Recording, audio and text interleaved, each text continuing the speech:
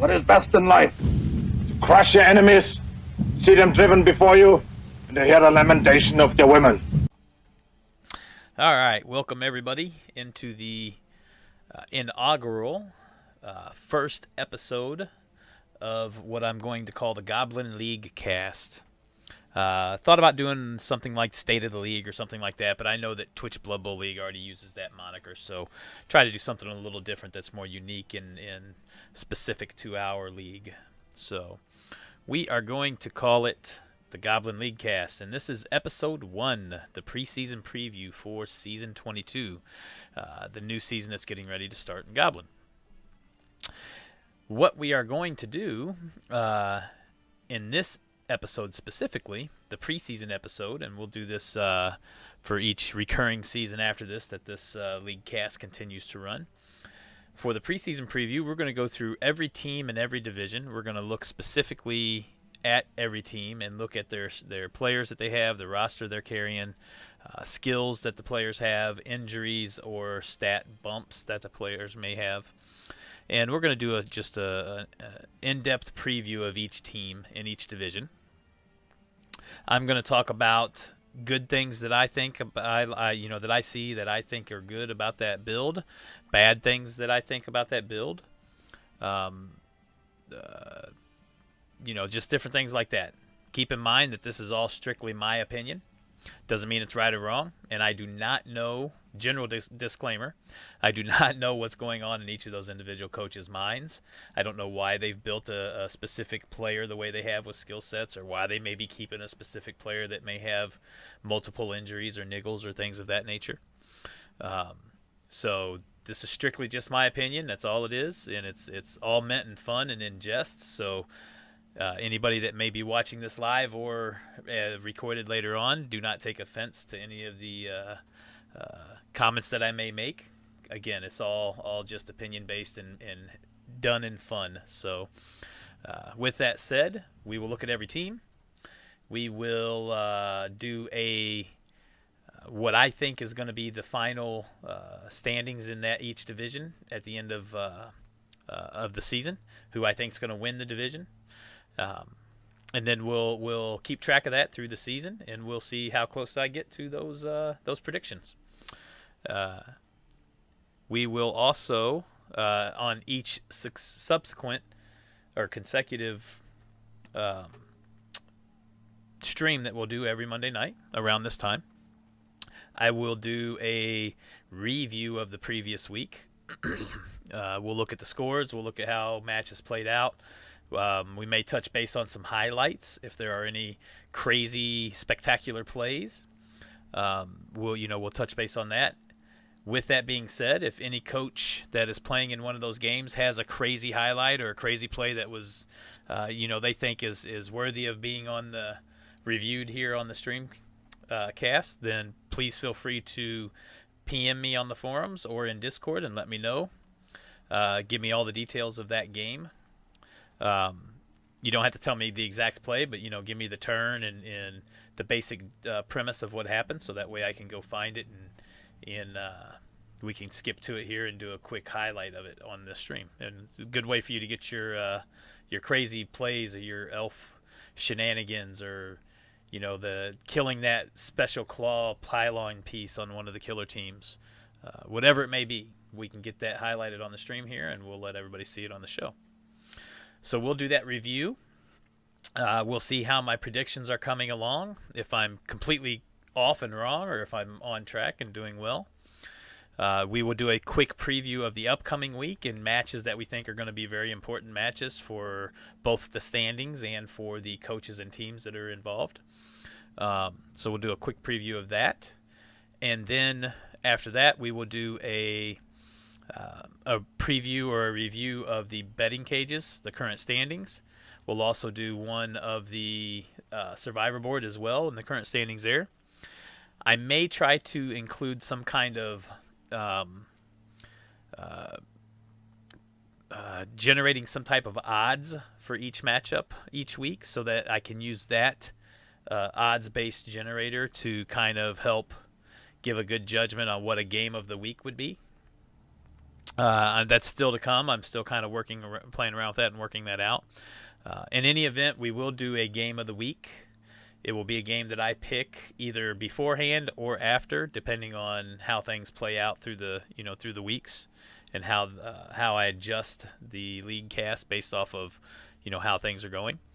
But we will do a game of the week. We will try to watch that game of the week if we can. We'll touch base on some of the highlights of it. Maybe skip through some of the boring plays and just kind of get through it pretty quickly, because we don't want to spend a whole hour watching a match. We'll try to get through it in a fairly quick amount of time. But we will do a game of the week each week, and hopefully everybody will like that as well. And let's see, what else? I had a list here, but I closed it down. Let me pull this list back up real quick. Want to make sure I don't miss anything here. Let's see, we said...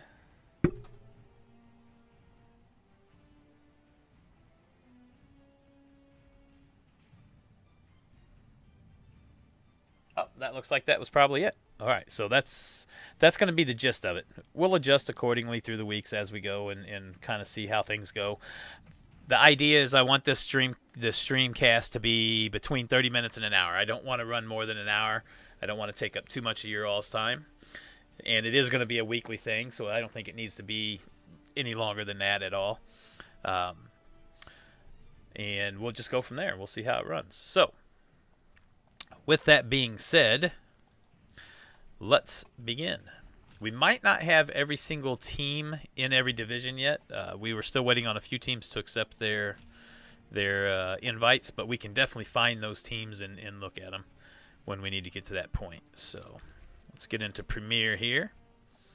And let's do this in alphabetical order. So we'll start with Broken Jaw. Looks like we have all 6 teams here, so that's good. It's a good start. I like that. It's always good to get a nice, good, solid start in. So, for those of you that are new to the Goblin League, I'll go through a real quick synopsis or preview of what our league is. We are a semi-tiered league. We have 3 main divisions. We have Proving Grounds, which is our starting division. Only new teams are allowed in Proving Grounds each season. If you are a brand new coach to the league that's joining the play, you must run a season through Proving Grounds first with a new team, obviously. And that gives you a chance to get a good judge of what our league is and what it does. It gives us as admins a good chance to see what kind of a coach you are, and if you're a coach that fits into the mold of what we look for in Goblin. And mainly that you can handle the time zones that we schedule in, things of that nature. After Proving Grounds, the next league, the middle league, so to say, is called Stomping Fields. The general TV range for Stomping Fields is a new team up to 1650 in TV. The normal progression is to play a season in Proving Grounds, and then you'll move into Stomping Fields for the next season, and you'll be within that good TV range. And you'll play a season there to further build your team up. And then after that season of Stomping Fields, under normal circumstances, your team will be built and ready for Premier, which is our top tier league, which is what we are doing this streamcast on. Premier is primarily 2,000 plus TV teams. You will have some that are a little bit lower than that, anywhere from 17, 1,800 up. But generally, the teams in this league will be 2,000 plus in TV. Doesn't mean that you can't bring a new team into Premier. We have had a few coaches do it from time to time. It's most likely not going to be a very fun season for you if you do something like that, unless you're bringing in one of the stunty teams. If you're bringing in a brand new Dark Elf team or a Chaos team or Orc or whatever, a normal tiered team, you're going to be probably 10,000 plus TV underdogs, and it's not going to be fun. You're probably going to get beat up pretty hard. So it's definitely not something that we would recommend. We would recommend you to follow the normal process of Proving Grounds and then Stomping Fields and then Premier. With all that said, this is Premier. This is going to be teams that are primarily 2,000 plus in TV, give or take. And they're pretty hard hitting and heavy hitting teams. Right now, we're very bash heavy. We do go through spurts where we'll have a bash heavy couple of seasons like this, 3 or 4 seasons in a row, and then we'll have some seasons where we'll have a few bash teams and a lot of different types of teams, or races, I should say. Right now, we are pretty bash heavy. So the last thing that I'll say is Premier, those coaches that are participating in Premier, have available to them a lot of extra fluff type things that we have in play in our league. We have what we call the Black Flags black market, basically. It's a black market. And we have our own monetary system called Iron Death Marks. And you can earn death marks through a number of different things in our league. I will touch base on those just real quick, because there are some coaches that are in our league that have not been in Premier yet that may not know about this stuff. So this will be a good chance for you to learn about that real quick. We have the black market, which you see here. In here we have a betting cages. This is going to be part of this streamcast each week, this LeagueCast. In the betting cages, we will have weekly matchups, every weekly matchup in Premier. And I'll just show you real quick what that's going to look like. So if we come in here, this was last season, week 1. These were all the coaches that were in Premier. Or I'm sorry, these were all the coaches that actually participated in the betting cages last season. These were all the coaches that were in Premier and their matchups. And what you'll do each week is, before the matchups begin, anybody that wants to participate will pick who they think is going to win each matchup all the way through that week. And then we'll mark them all down here. And then as the matches play, you can pick if you think it'll be a tie or a win outright. If you get it right, like Vorial got this one right this week, then you get a point. And for each point you get through the week, it keeps track of your total here. And then each week keeps track of its total right here. And at the end of the season, whoever the top finishing coach was in the betting cages gets a certain amount of death marks paid out to his account for him to be able to spend on black, on the black market, basically, on merchandise that's out there, or on training camps or specialist camps on in between seasons. So that's how the betting cages work. The other thing that we do is called a survivor board, which is kind of like survivor football, for those of you that have ever done that in fantasy. You get to pick 2 coaches you think will win each week. Once you pick those 2 coaches, you can never pick one of those coaches again the rest of the season. And if the coaches win, then you survive to the next week. If the coaches lose, then you get 1 loss towards your total. And if it's a tie, then you get a half of a loss, because you can't pick a tie here. You have to pick the coach that's going to win. So if that coach ties, you only get a half loss. If he loses, you get a full loss. Once you get to 3 losses, you're out for the rest of the season. So you can see, for instance, here, Delavis picked a guy that finished with a tie, which was a half a loss, and then picked Swilhelm right. Week 2, he picked both guys wrong, so that would have put him at 2.5 losses, which allowed him to play into week 3. Week 3, he picked himself, which is right, and then he picked Limboka, which was wrong, which gave him 3.5 losses. So he was eliminated at that point, and that's why he's marked off the rest of the way. And then you play that all the way out until there's only 1 man left. That guy gets Iron Death Marks to his account. And second place gets a small amount of death marks back to his account. So that's what the betting cages and the survivor board are, which we will be reviewing every week here in the LeagueCast for each week's picks, who's still alive. So that is the betting cages and survivor. We have bounties. Basically what bounties are, there are, if you have extra money in your team account that you're going to get rid of, say if you're over the 150 limit, and say you're at 170 and you're going to drop 20K, take those 20K team gold and that's on your team and put it towards a bounty on any player in Premier. It doesn't have to be in your division. It can be in another division. Most likely it would be somebody in your division that you really don't want to see around anymore. You're giving an incentive to everybody else in your division to go out and kill that person, kill that player. so that way you wouldn't have to see that player the next time you play him. So you would say, you would post in the forum under the bounty section, active bounties. You would come in here and you would just put a post in here, and you'd say the name of the player on the team and what sorry, I've got the hiccups, on what division they're in. Every 10K gold is 1 DM. So if you're putting 20K in gold in on a DM or on a bounty, then you would do something like this guy right here. The team name, the target, who it is, what position they are, all their kind of stuff. You give a little bit of fluff about it. There's a post in here that tells you how to do all this and gives you the the thread or the post here to use as a guide, so to say. But you put a little fluff in there, and then you say, I'm putting 2 DMs on this player, which is 20K off of your team value. Once you do this and an admin sees it, the admin will get online with you and check that you have spent that 20K off of your team value. So basically, they'll look at your team beforehand, see you're at 160K. You'll go in and you'll buy a couple cheerleaders and then fire those cheerleaders.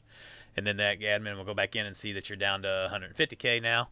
Or whatever the 20 was that you had to spend, and then they'll say it's verified and that bounty is now placed. If somebody actually stat breaks that player or kills that player after that, then they will collect that bounty, any bounty that's on that player at that point in time, and those iron death marks will go into that player's account, that coach's account. So that's how bounties work. After, how do you get death marks? I'm going through the multiple ways you can get them here. There's a lot of ways you can get them, and it's a lot to take in for a new coach that is just coming in and learning about all this. It's a lot for all the experienced coaches that have been around for a while. One thing to keep in mind is every coach at the beginning of each new Premier season automatically gets 2 iron death marks into their account to do whatever they want with. Just a free 2 death marks that you get. So everybody at least has a chance to spend some death marks on something. After that, the only way to earn them is by doing any of the things that I'm showing you now. Winning the betting cages, winning the survivor board, collecting bounties, and then the things that I'm getting ready to show you now, which is sponsorship info. So there's multiple ways you can do sponsors and get bounties for it. Well, let me rephrase that. Not sponsors. There's multiple ways you can do with match reports and with sponsors to get money. If you come in here, and we'll look at sponsorships. And, these are the actual posts for each one. Okay, so I think we have to look at it here on the website, actually. So let's come in here to sponsors, sponsorships. I'm not going to go through this whole thing. I'll just give you the quick of it. You can basically create your own sponsor, or you can use an existing sponsor that we have listed on our site. And you can write fluff pieces each week, incorporating that sponsor into your fluff piece, and try to get that or earn DMs based off of that sponsorship. You're basically playing for the DMs, right? The sponsor is going to pay you those DMs for you to mention them as your sponsor during your match reports or your fluff or whatever you're going to do. For instance, this was several seasons ago. Nefarious did Eldril School. This is one that's already, there's 3 pre-existing sponsorships that you can go for, which is specific things that you will get for it, or you can create your own. This was a pre-existing one that Nefarious did. But he says he's doing Eldril School, has been gifted with Braggadocio, which was his team that he was playing at that point in time. I want to say maybe it was a Wood Elf team, but I can't remember. So you can see here he did this nice, cool fluff piece. And somewhere in here he incorporated the Eldril School sponsorship that he was going for. And he talked about what that school was and what he was trying to get out of it. And then through the season, actually he would have done those as separate posts, I believe, through the season. And there's different. Nobody has actually done any of these sponsors in a few seasons. A quick teaser. I'm actually doing one this season with my fresh goblins that I've just brought in, and I actually created a brand new sponsorship logo and a brand new sponsor that I'm going to be running. So I'm going to be doing my own specific one. So what the rules are on this is you create your initial entry, and you're seeking sponsorship from whatever the sponsor is you're doing. And then you write, it includes a short background, blah, blah, blah, just like I said. The Goblin admins will approve it or not approve it. Most likely they're going to approve it. It'd have to be some really extenuating circumstance they wouldn't.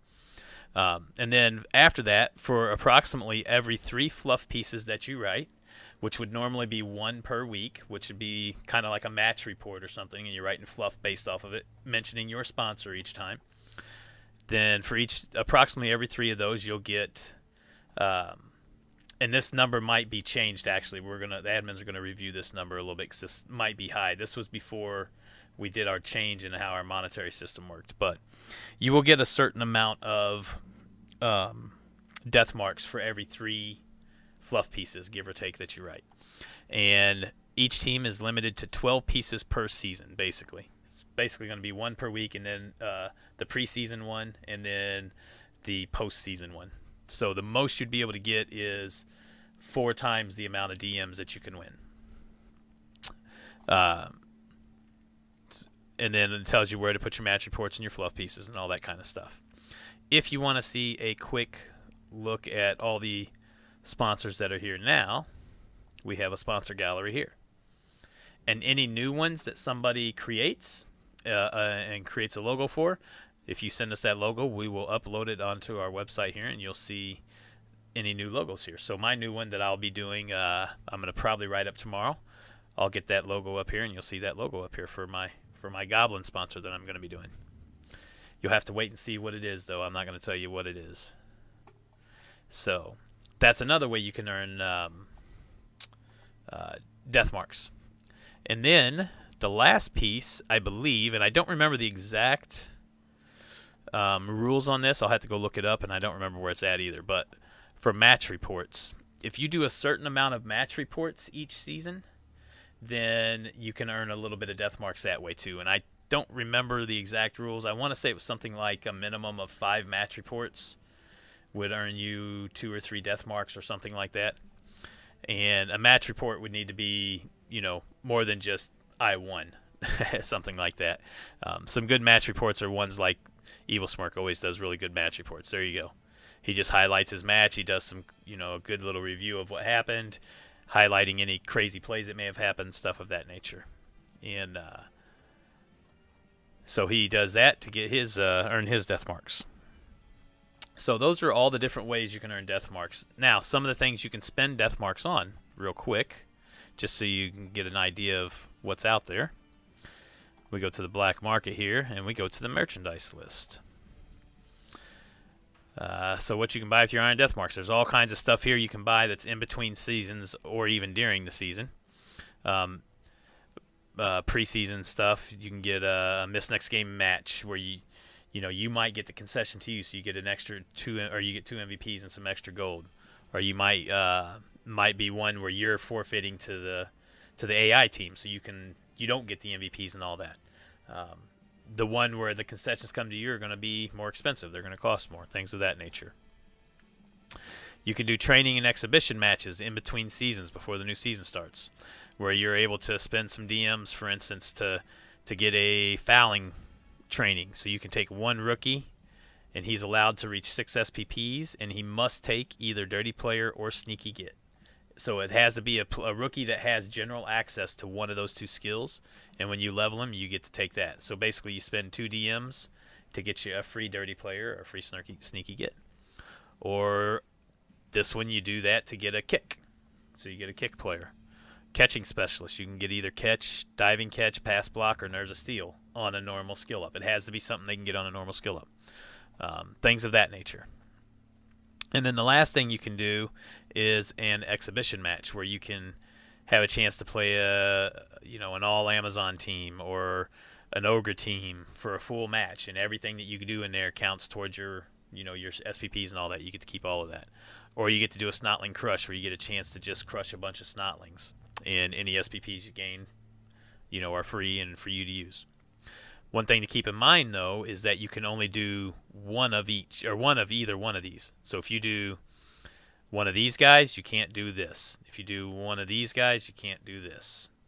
So it's very limited in what you can do each season, but there's stuff there for you to be able to do to help your team grow, or to help your team start fresh with no miss next games for the next season, and get a little bit of building in between. So with all that said, and now that that's all done, everybody has a really good idea of what's going on here in Premier now and within our league. And sorry guys, I'm not keeping up with the chat, because I'll waste a lot of time if I start trying to keep up with that while I'm going through this. So I'm trying to answer questions in there as I can. I appreciate that, Oni. All right, so let's look at League Division number 1. Broken Jaw. We have, each one of our divisions are 6-team divisions, by the way. The format for our league is that we play 5 weeks. You'll play each of your 5 opponents in your division one time through the first half. And then after that first half is done, we re-roll the division, and you'll play every one of those same opponents a second time. So you'll get to play everybody in your division twice, and you'll get a total of 10 games by the end of the season.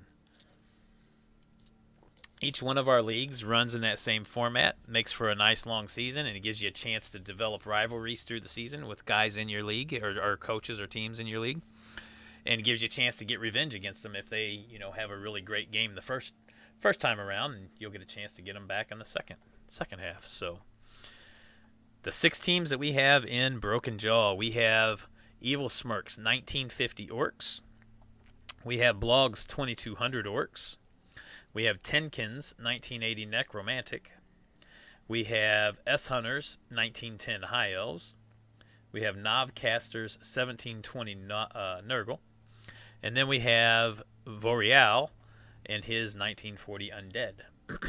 So let's just start going through these. The Bloody Moons by Evil Smirk. He does have a enhancement. The Royal Box. This is one you don't normally see that often. I haven't seen it. In fact, this is the first time I can ever recall seeing a team take it. He doubles all gains and losses of Fan Factor. So Fan Factor is going pretty crazy on this team, whether it's up or down. He is running 3 rerolls, 1 apothecary. He's at 8 Fan Factor now, and he has 0 coaches and 0 cheerleaders. He has a 13 orc roster, and he is carrying a troll. The troll has block, guard, and stand firm. That's nice. He rolled block right off the bat. You gotta love that on a big guy. So got the doubles on his very first skill up. He has all 4 of his bobs, I think. 1, 2, 3, 4. He does. First bob is block, guard, and stand firm, and it looks like he is niggled.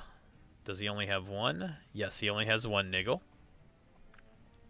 The second bob is block, guard. He has a rookie bob and another rookie bob. So he's got 2 rookie bobs. Took a little bit of damage last season, it looks like, but he did have enough money to replace them both. And he's got 2 decent bobs. One, at least at block guard, is decent. We have a blitzer that is block, mighty blow, dodge, sidestep, and armor broke. Is he niggled as well? No, he is just armor broke. So a good hitting blitzer there with the mighty blow. He has a blitzer that is move boosted. He has a blitzer that is guard, tackle, and move broke. And that is all there, just a move break. And then his 4th blitzer is edge boosted. So his 4 blitzers are either boosted or broke. He's got an armor broke and a move broke, and then he's got a move boosted and an edge boosted. So some interesting differences there on his blitzers. And he does have the 1 dedicated hitter, which is really nice. He then has a lineman with a block, tackle, and Dauntless? Yes, Dauntless. So block, tackle, Dauntless there. He has a lineman with block, Dauntless. So 2 Dauntless linemen. That's interesting.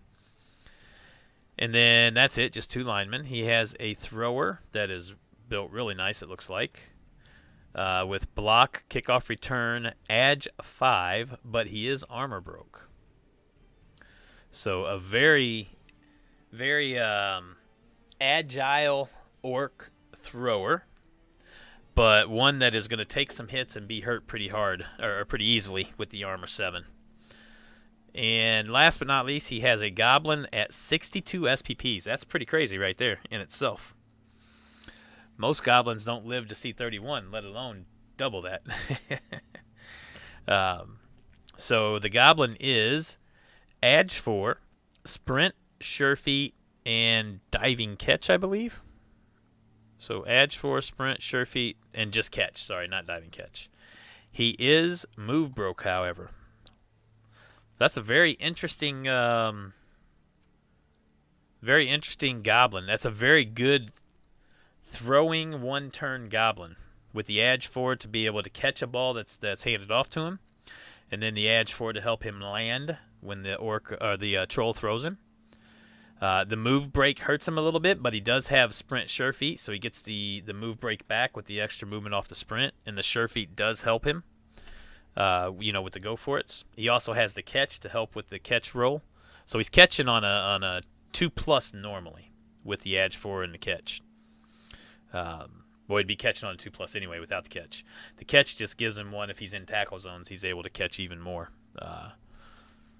Or still catch is easy in a tackle zone or 2. So an interesting build here. He's got some good things going on. He does have a lot of red though. He does have some good green as well. The block troll's really nice. A little on the weak side as far as hitting goes. He's got a couple of guys with Mighty Blow, the troll and the 1 blitzer. But for a team of this TV and of this caliber, pretty light on the hit on being able to do the heavy hitting. So not sure how much that's going to do. In a division that could be full of potential heavy hitters. So we'll see. Let's see what happens with these other teams and what they look like. Blogs Orcs has the throw a rock and get the ref kickoff the event being canceled. So it's a nice one. You see that quite a bit. He has 1 APO and 1 coach and 1 cheerleader and 1 APO. He's sitting at 10 fan factor with 3 rerows, carrying a 13-man roster with a troll. The troll is strong arm and guard. No block on the troll, so already the troll's not as nice as Evil's. He has 4 black orcs, 1 with block guard, 1 with block, 1 with block guard stand firm, and he's edge broke. And that's it, just edge broke. And then the last one is block guard stand firm. So his black orcs are a little bit better off than Evil's because he has all 4 leveled. Excuse me, guys, 1 second.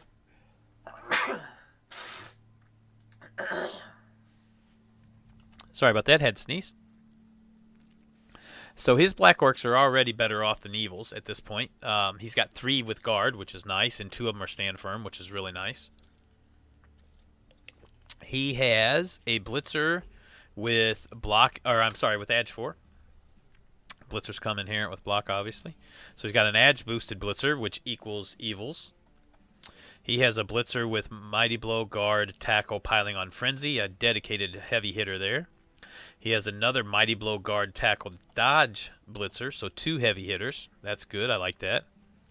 And then his last blitzer is strength boosted, so strength 4. Guard, sure hands, dodge, fend. So he's a potential ball carrier with the sure hands. And the strength 4 makes it really hard to get the ball out of his hands. He has no thrower, so that definitely is his ball carrier right there then. He's got a wrestle guard lineman. He has another strength 4. Strength 4 block guard lineman. That's basically another Bob with better movement. And then he's got a rookie lineman. So he's basically got 5 Bobs at this point. A lot of guard. 1, 2, 3, 4, 5, 6, 7, 8, 9 guard. That's going to be a tough team to match up against this season. And then the last piece is the Goblin hiding up in the middle here. He has block, sneaky get, dirty player, and sidestep. So he's the dreaded sneaky get, dirty player combo with block. So he's a lot harder to get off the pitch for the opponent to get off. But he potentially takes himself off with the fouling anyway at some point. So very nice build here. I like this build. It's a more solid build than Evil's Orcs, I think. Just because he's got so much more guard and he's a lot less red. The 2 strength 4 is really nice. So he's got the troll at 5. He's got the 4 bobs at strength 4. He's got the lineman that's basically a bob at strength 4. And then he's got the ball carrying blitzer at strength 4. So that's 6 strength 4 pieces. That could and the strength 5 with the troll. That basically matches a lizard team in strength. So this team is definitely going to be one to be reckoned with, I have a feeling, this season. All right, let's look at Tinkin's Necro. I know this team's got a superstar, goofy, crazy wolf, if he's still alive. I'm assuming he is. He also has to throw a rock and get a ref being canceled. He's carrying 3 rerolls. Got the Necromancer, no coach, no cheerleader, and 10 fan factor. And he is carrying 9, 10, 11, 12, 13, a 13-man roster. He has both flesh golems. One is block guard, one is block dodge mighty blow guard, and is niggled. Just 1 niggle. So both of his flesh golems are looking pretty nice with the block guard. One's a heavy hitter. He has his first wolf is move boosted with mighty blow, block, dodge, sidestep. His second wolf is the superstar. He's block, double strength boosted, edge boosted, and dodge. So he's 8-5-4-8, as you can see. This piece is ridiculously goofy. The other one's pretty damn good too. Both whites. One white is fairly new with mighty blow only. The other one is guard, mighty blow, tackle, piling on, edge 4. So he is a hitter, but does have the edge 4, which could be used to help carry with the ball if he needs to, or catch a ball and score in a pinch if he needs it. But I have a feeling he's using it more for dodging and blitzing than for carrying the ball. Then we have 1, 2, 3, 4, 5, 6, 7 zombies. One with wrestle, kick, tackle. One with dirty player wrestle. One rookie, one wrestle. One block, dauntless, edge broke. And he's just edge broke. And then one with wrestle that is edge broke as well. And he is edge broke only. You could if you wanted to, Anders. Absolutely. Anybody can put any amount of bounty on a player that they wish, as long as they have the money to burn off of their treasury and as long as an admin sees you do it. So, pretty sick team here. Both these wolves have been around forever. They just don't want to die. They need to die, but they just won't die. This wolf is a ridiculous team bloat, but I mean, anybody in their right mind is going to take that team bloat. I mean, you'd be a fool not to. But that's a lot of team value on your team right there. 300K tied up in one piece, and he's still got another skill coming. That's what's even more crazy.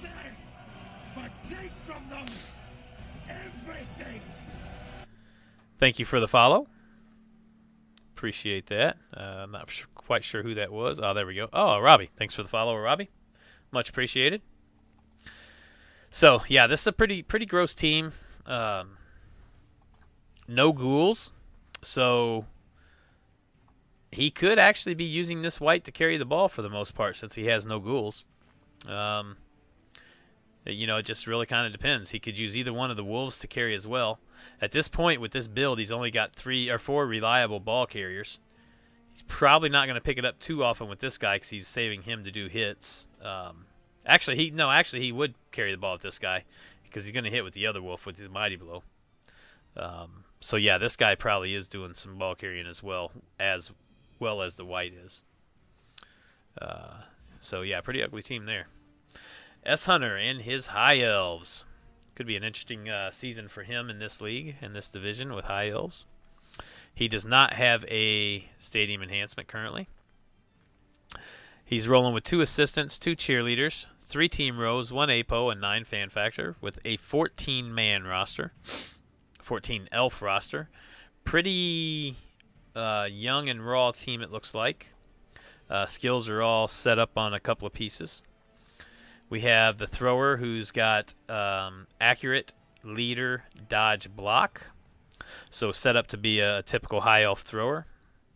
Got both blitzers are blodgers. One has a guard sidestep, one has tackle sidestep. So pretty general blitzer build there. Would like to see one of them get mighty blow at least, just so he has one heavy hitter, but that's just me. 3 catchers. One with block sidestep, one with block dodge sidestep, one with block dodge, and one with wrestle dodge. So a potential safety piece there. And then he's got a dodge wrestle kick lineman and a dodge guard lineman. And then he's got 6 rookie linemen. Definitely, you can never count elves out. And high elves can survive and live longer than most elves because they're predominantly AV8. But the lack of skills across the board here, I think, is going to hurt him in the long run. He's got at least a couple of claw pieces. We haven't even looked at the Nurgle team yet. That could be potential more claw. He could potentially handle the Orcs just from being able to dodge away. And the Orcs didn't have a whole lot of heavy hitters. The Blog Zork team did have some heavier hitters. Could potentially do some damage. Right now, he does have a lot of dodge, which is good. Blodge, for that matter. 1, 2, 3, 4, 5 blodgers, and then 2 Rogers, and then just 1 dodge piece. That is a level away from getting wrestle or dodge, or block, Probably block would be my guess. So he does have the potential to stay up on the pitch and not go down as much with those pieces. But when he does go down, it's probably going to hurt because it's going to be some mighty blow hits on some of those hits. So we'll see how he fares throughout the season. I think he'll win some matches just because he's elves. But I don't know if he'll be able to pull off winning the division overall. All right, let's look at Novcaster's Nurgle. +1 to armor rolls when a player fails from going for it. So the Astro Granite, the opposite of the Elf Turf. If you fall on a go for it here, it's probably going to hurt. No coaches, no cheerleaders, 6 fan factor, 3 rerolls. We have a 12-man Nurgle team. We do have a beast with Stand Firm, so pretty young beast there. We got 3 fairly young Nurgle warriors. 1 is a rookie, 1 is block guard, 1's block guard, and 1 is block strength 5. So some nice Nurgle warriors there, but no claw. Only 1 claw piece on the team, and it is your normal Pestigore claw build that you see. Block, piling on, claw, mighty blow. We got a Pestigore with block guard. We got a Pestigore with tackle wrestle. And we got a move 8 block Pestigore. That is a nice piece. Those of you that watch me play my lizards enough know that I love move 8 pieces, especially pieces like this that have horns that can be big-time hitters. He can get all the way across the pitch like it's nothing. So I love that build. I love that piece there. It's a great piece. And then he's got 3 Rotters, 2 rookies, 1 dirty player. So a typical, minus the move 8, typical what you'd expect to see on a Nurgle build. Rotter dirty players to do the fouling.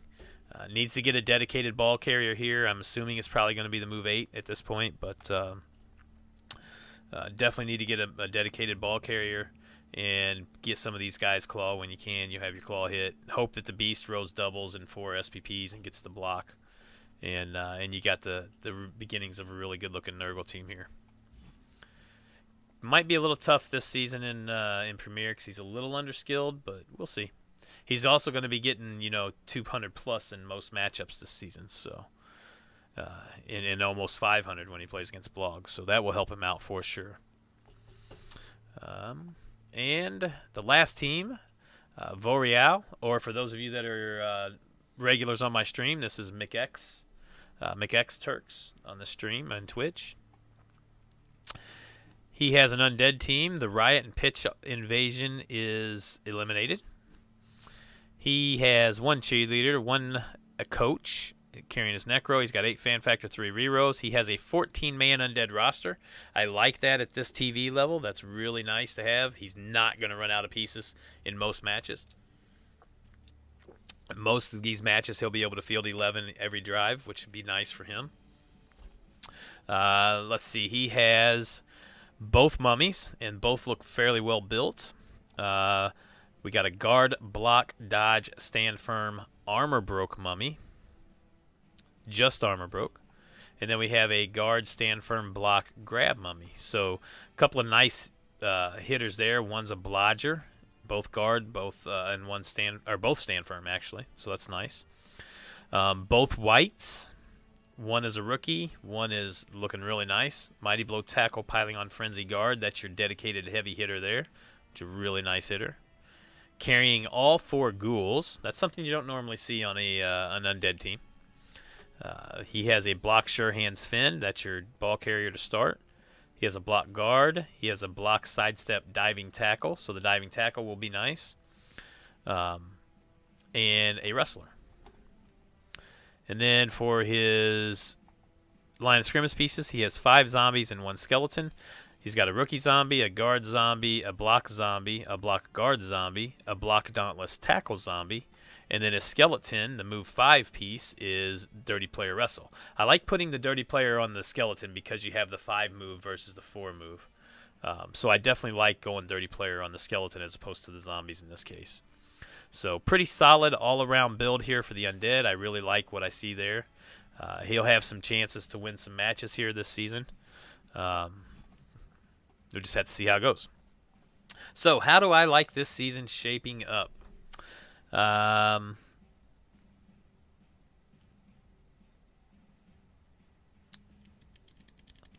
Let's see here. I definitely like Blog's Orcs. I love the way they're built.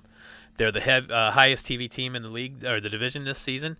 They're going to be giving up inducements in almost every matchup. Well, in every matchup to start off, just depending on if he's missing players or anything after that. But the majority of the matchups, he's probably going to be the overdog. I love Tenkin's Necro. Those 2 wolves are just ridiculously stupid. So, he's going to be there. He's going to win his matches. He's going to have a good chance. The High Elves are going to win a few matches here and there, but like I said, I just don't think they're going to stand up over a 10-game season. I think they're going to get hurt pretty bad, potentially hurt pretty bad, especially some of those rookie linemen, but you can handle that on the rookie lineman. As long as he can keep his key pieces, his positionals solid and safe, he'll have some good chances to win a lot of games. The Nurgle, I think, will be Nurgle. They'll win some matches. They're going to lose some matches because they're slow and they can't keep up. They'll do a little bit of damage, especially once they start getting a couple more claw pieces on. So I think the Nurgle will be in the middle of the pack, probably with the High Elves. Evil's Orcs, I don't think are going to do very good this season. They will win a couple of games based off of attrition because they did have a couple of hitters that can do a little bit of damage. But I think in the long run, all the red on his team is going to catch up to him. I see him only winning a few matches, if that. I don't see him finishing in the middle or the top of the pack. The Undead's the interesting one.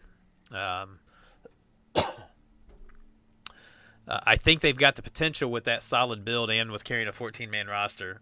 They've got the potential to have some good games and to be up there towards the top. So I think what I'm going to do is, for my picks, I'm going to pick Blog in first to finish the division in the first and win the division. I'm going to pick Tenkin second. I'm going to pick the Undead, Vorial, for third. I'm going to pick the High Elves for fourth for S Hunter. And the Nurgle fifth with Novcaster.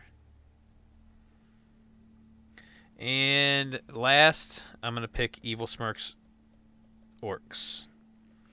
And I'm only going to do this for the team I think is going to win it. I'm going to say his record is going to be... I'm going to say he's going to win 6 games. He's going to draw 2, and he's going to lose 2.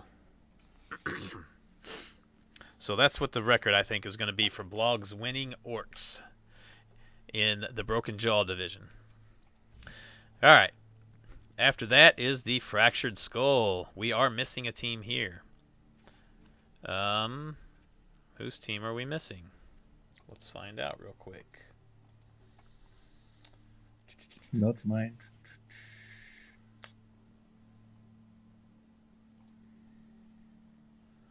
Oh, look, we're missing Lemmy's team.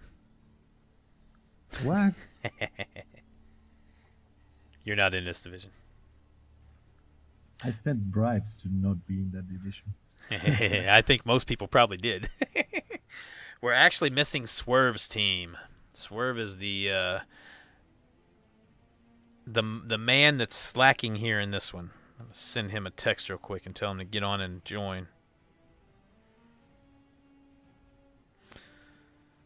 All right, Mr. Swerve.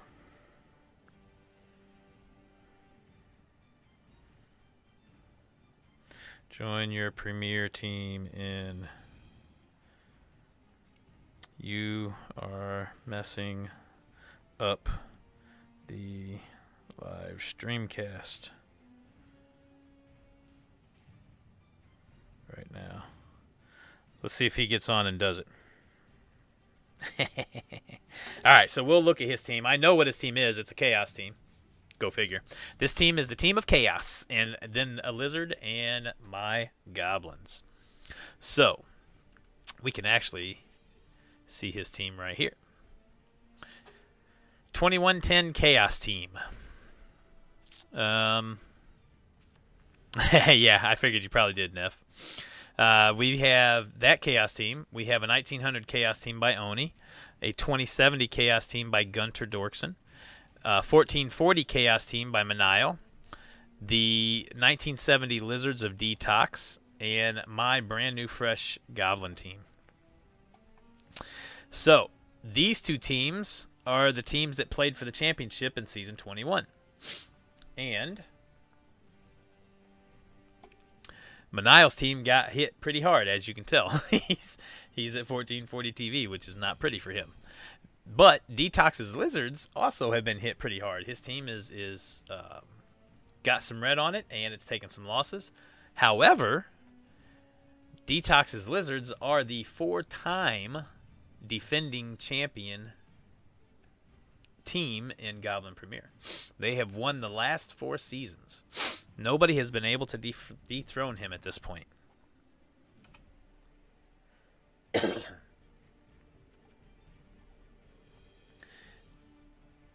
Give me 1 second here, guys.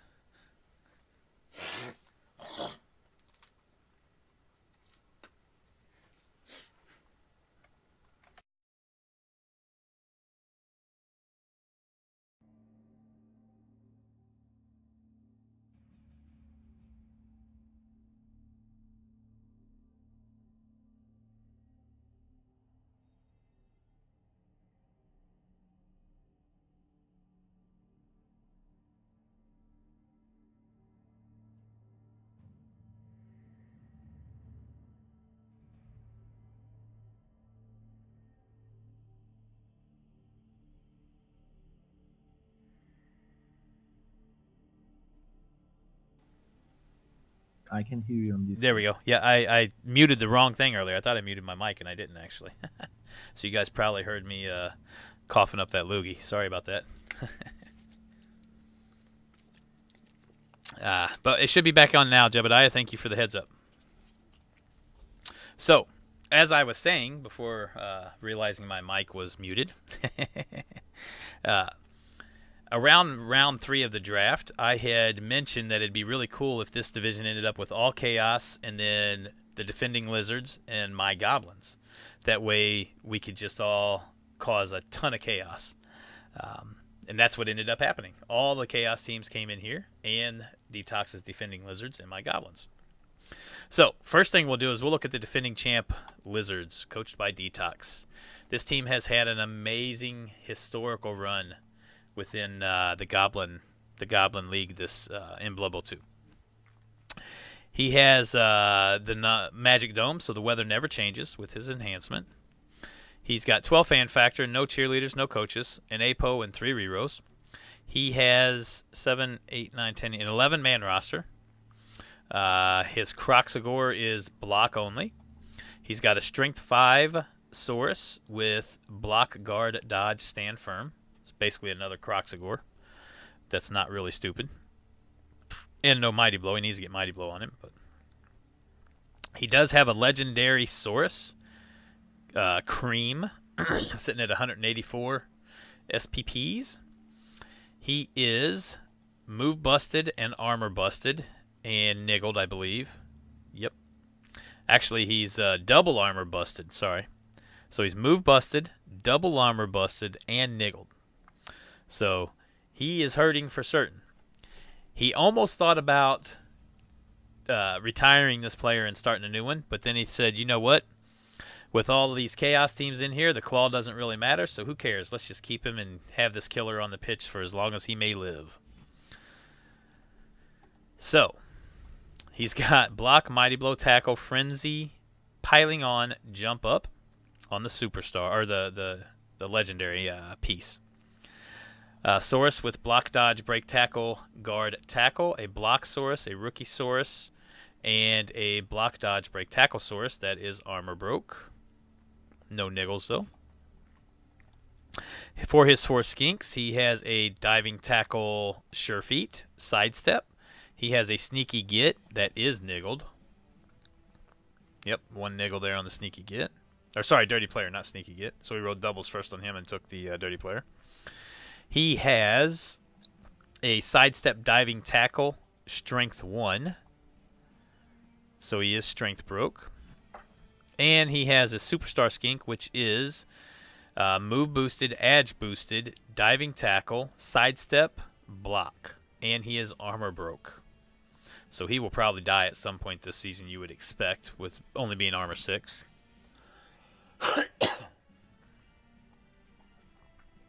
So definitely a beat-up team, but you can never count Detox out because he is very good with Lizards, and he is the 4-time defending league champion. So he will be there at the end, I guarantee it. Unless he just has some really, like a really long run of bad dice, which he is due. He's had a long run of really good dice with this team, so we'll see. We'll see what happens with his team.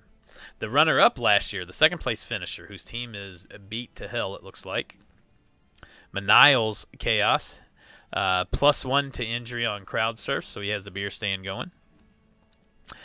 He's no assistants, no cheerleaders, 3 rerows, 1 APO, 8 fan factor, and he is carrying 1, 2, 3, 4, 5, 6, 7, 8 Chaos right now. No Minotaur, only 3 Warriors. He does have enough money to be able to buy his 4th Warrior, should he choose. He's got a block guard stand firm warrior. He's got a block guard stand firm mighty blow edge 2 warrior. So he is edge broke. And he has a block guard jump up, grab, double move busted warrior. He's been move broke twice. A smashed ankle and a smashed hip. For his 5 beastmen, no Minotaur build. For his 5 beastmen, he has a wrestle tackle guard 2 heads. Yes, 2 heads. He has a block tackle armor broke beastman. He has a strength 4 block beastman. He has a dirty player wrestle beastman. And he has a move 7 extra arms block beastman. So there's your ball carrier. So currently, with this build, he would be having 3 loner beastmen. I would expect that he will probably buy his 4th Chaos Warrior and go with 2 loner beastmen build to start off. But we shall see what he chooses to do. Team's definitely beat up. It's going to have a rough time this season. No claw on this team at all. So other teams aren't going to have to worry about the claw here. And only 1 mighty blow at this point, so only 1 heavy hitter. He will foul. This is a fouling coach. He fouls quite a bit, and he will play for the foul. So that's where he's going to get his takeoffs and his hurts, is by fouling most likely. The next Chaos team, Gunter Dorkson's Cleveland Crushers at 2070. He is sitting with no stadium enhancement, no cheerleaders, no assistants, 6 fan factor, 1 APO, 3 rerows, a 14 Chaos player build. Does he have a Minotaur? He does not. So his 4 Chaos Warriors, he has a Strength 5 Block Warrior. He has a Claw Block Warrior. He has a Claw Block Mighty Blow Pro Dodge Warrior. That is Agility Broke. And he has a Block Guard Claw Warrior that is Move Broke. So 3 of his 4 Warriors are Claw. It's going to be a... Oh, he does have Minotaur too. I missed it. His Minotaur is Block Claw Guard. Block Claw Guard, Tentacles, Stand Firm, and he is Edge Broke. So yes, there is a Minotaur here, and another Claw piece, and a Block piece at that with the Minotaur. So that's a nice looking Minotaur right there. And then for all of his Beastmen, 1, 2, 3, 4, 5, 6, 7, 8, 9 Beastmen. He's got a Strength 4 Block Tackle. He has a Block. He has a Block Mighty Blow Strength 4 Claw. Man, he's got a really heavy hitting team here. He has a Dirty Player for fouling. He has a Blocker. He has 2 rookies. He has a Block Guard Double Move Broke Beastman. A lot of double move broke pieces in this division. And he has another rookie.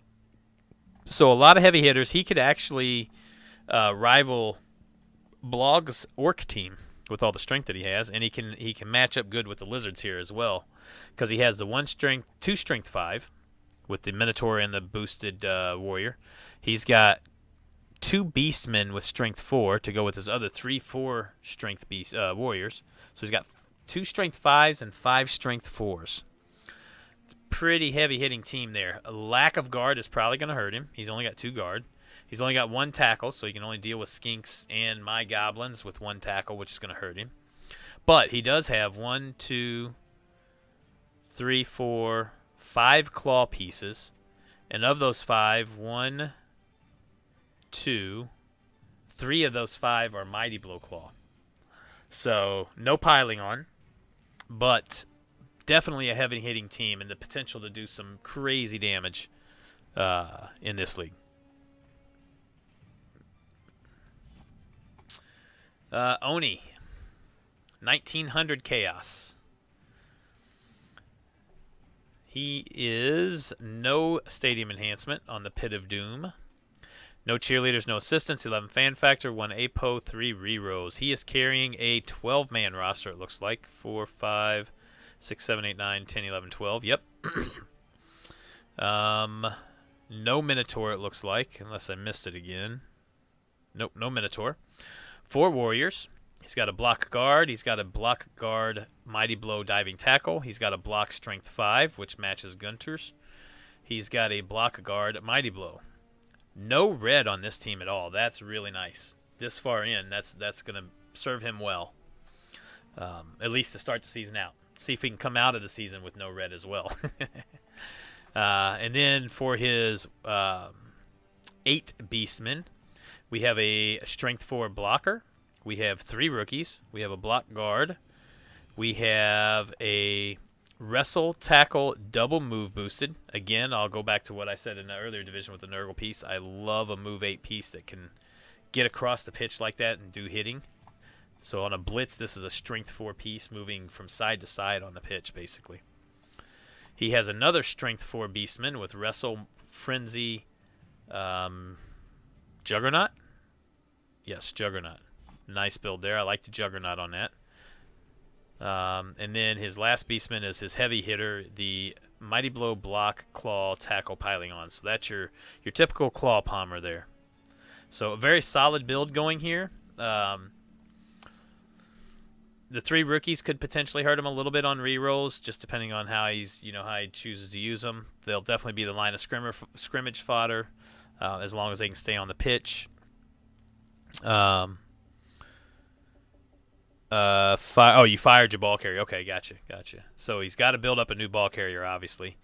I could potentially see him using the Move 8 piece as the ball carrier, although I don't like using Wrestle piece as the ball carrier because it allows somebody with block to take the ball out on a both down result.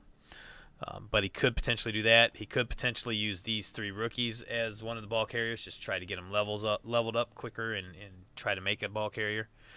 A lot of different options he could do here for sure. Could use the strength forward to make it harder for a guy to get the ball out.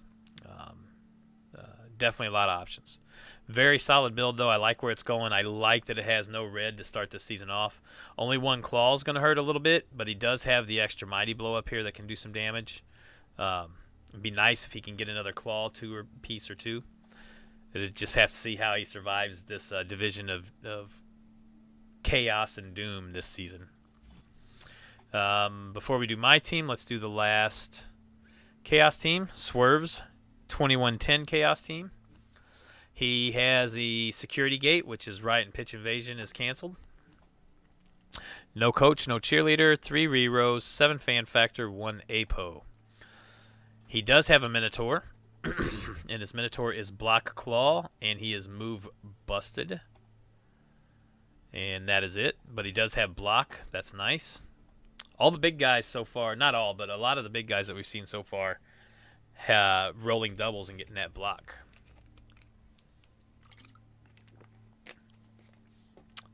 He has 4 Chaos Warriors, 1 with block edge boosted, so an edge 4 guard Chaos Warrior. That's interesting. Could be a potential ball carrier in a pinch if you need it. Has a a block Chaos Warrior. Has a block guard Mighty Blow Chaos Warrior that is move broke. Double move broke. A lot of double move broke pieces in this league this year. It's like the 3rd or 4th one, or even more than that, 4th or 5th one we've seen so far. And then his last Chaos Warrior is block Mighty Blow guard claw piling on. So there's your big claw palmer there, and it's a warrior. Then he has 1, 2, 3, 4, 5, 6, 7, 8 beastmen. 1 with block tackle, 1 with jump up, strength 4, block dodge. Nice build there. 1 with edge 4, dodge, block, sidestep, sure hands. Here's your dedicated ball carrier. The built-in reroll on the pickup plus the edge. Dodge as well, and then he can sidestep where he wants to go. A block tackle Mighty Blow Frenzy beastman. I'm sure we'll be getting claw next. So another hitter being born there. A couple of dirty players, so he has his Fowlers. A block guard and a rookie. So we got 1, 2, 3, 4 guard pieces. Not terrible. 1 strength boosted beastman to give him another strength piece. Pretty solid build here. I like what he's got going. I like the potential of where he could go with this team. And last but not least, my Goblins. A brand new fresh Goblin team. I did go with the initial build of getting the stadium enhancement right off the bat. So I built an 800 teamed roster, or 800 team value roster. Was able to get the star player enhancement right off the bat. So anytime we're at home in Harlem, we will be getting star players for 50K cheaper, which is crazy. Actually, real quick, let's do this. Let's come in here. Let's come in here. Let's come in here. Let's look for goblins. There we go, goblin. Rosters. Star players. So we will be able to get Bomber for 10K when we're at my stadium. We'll be able to get the other Looney, Fungus, for 20K. We can get Nabla, which is the chainsaw, for 80K. We can get the Pogoer for 100. We can get Ripper for 220. And we can get Morg for 380. So I have 2 spots open on my roster. Well, I have more than 2 spots, but I definitely have enough spots to get whatever. So for my house, I could potentially get Morg for 380 and Ripper for 220, which would be 600K to get both of those guys, if I wanted to do that. I could get as cheap as 30K to get 2 guys, the Looney and the Bomber, if I wanted to.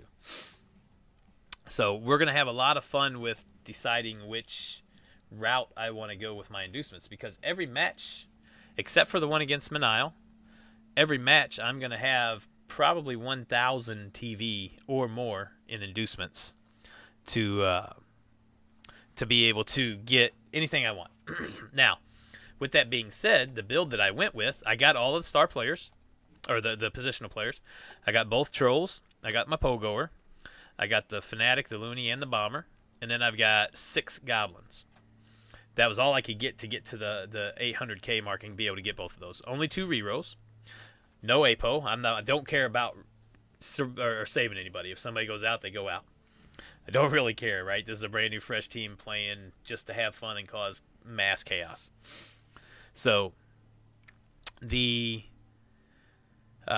point of this build was to get the star players cheaper when I can, and also I'm going to have enough inducements each round that I'll be able to buy my 3rd reroll back if I want in inducements. So the ideal will be I get a wizard for 150. I get 3 bribes for 150. That's 300. If I want to get the extra reroll, that's 400. And then after that, it's whatever I want to spend on. If I want to get a chef and try to take somebody's rerolls away, I can spend 300 on a chef. And I still have a couple hundred left to spend. And I could get 2 of the cheaper star players, right? I could get the second chainsaw or the Fanatic or the Bomber. Whatever I wanted to do, I would be able to get those players cheaper if I was at my stadium. So if I wanted to go with the chef, I could. I'll definitely have all 3 bribes. I'll definitely have a wizard every time, and I'll definitely have 2 star players, whether it's a big guy and a small guy, both big guys, both 2 small secret weapons. However I choose to do it, I will have it. And that's it. I'm just going to cause havoc and have fun. So the reason why you might be wondering why I have a brand new team that already has 2 skill ups on it. I did one of the specialist trainings. I did the passing specialist training. So I got my miss next game reset match because of not making the playoffs last season, and whichever team I bring in, I get to use that game for. So the game was conceded to me, so I got 2 MVPs out of it and double gold. So my 2 MVPs went to my Pogoer and this Goblin here, sorry. I did a passing training match, which meant I got to have 16 turns to attempt 1 pass each turn. I could not use rerolls for any reason at all. So I had to pick a ball up, pass it, and catch it with Stunty as many times as I wanted to try to get SPPs. I was able to complete 2 passes, and it was a pass with this guy and a pass with my Pogoer, both of the MVPs, and they both leveled. So that's how I was able to get 2 levels right off the bat without even playing a match yet. A serious, true, actual match that counts. And I rolled doubles on the Pogoer and got block. And I rolled regular here and got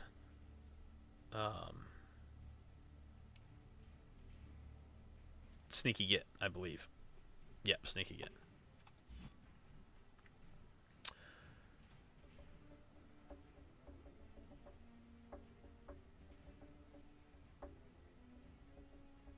I actually tried to complete a couple passes with the trolls, and I actually picked the ball up 3 different times with the trolls. I could just never get the pass off.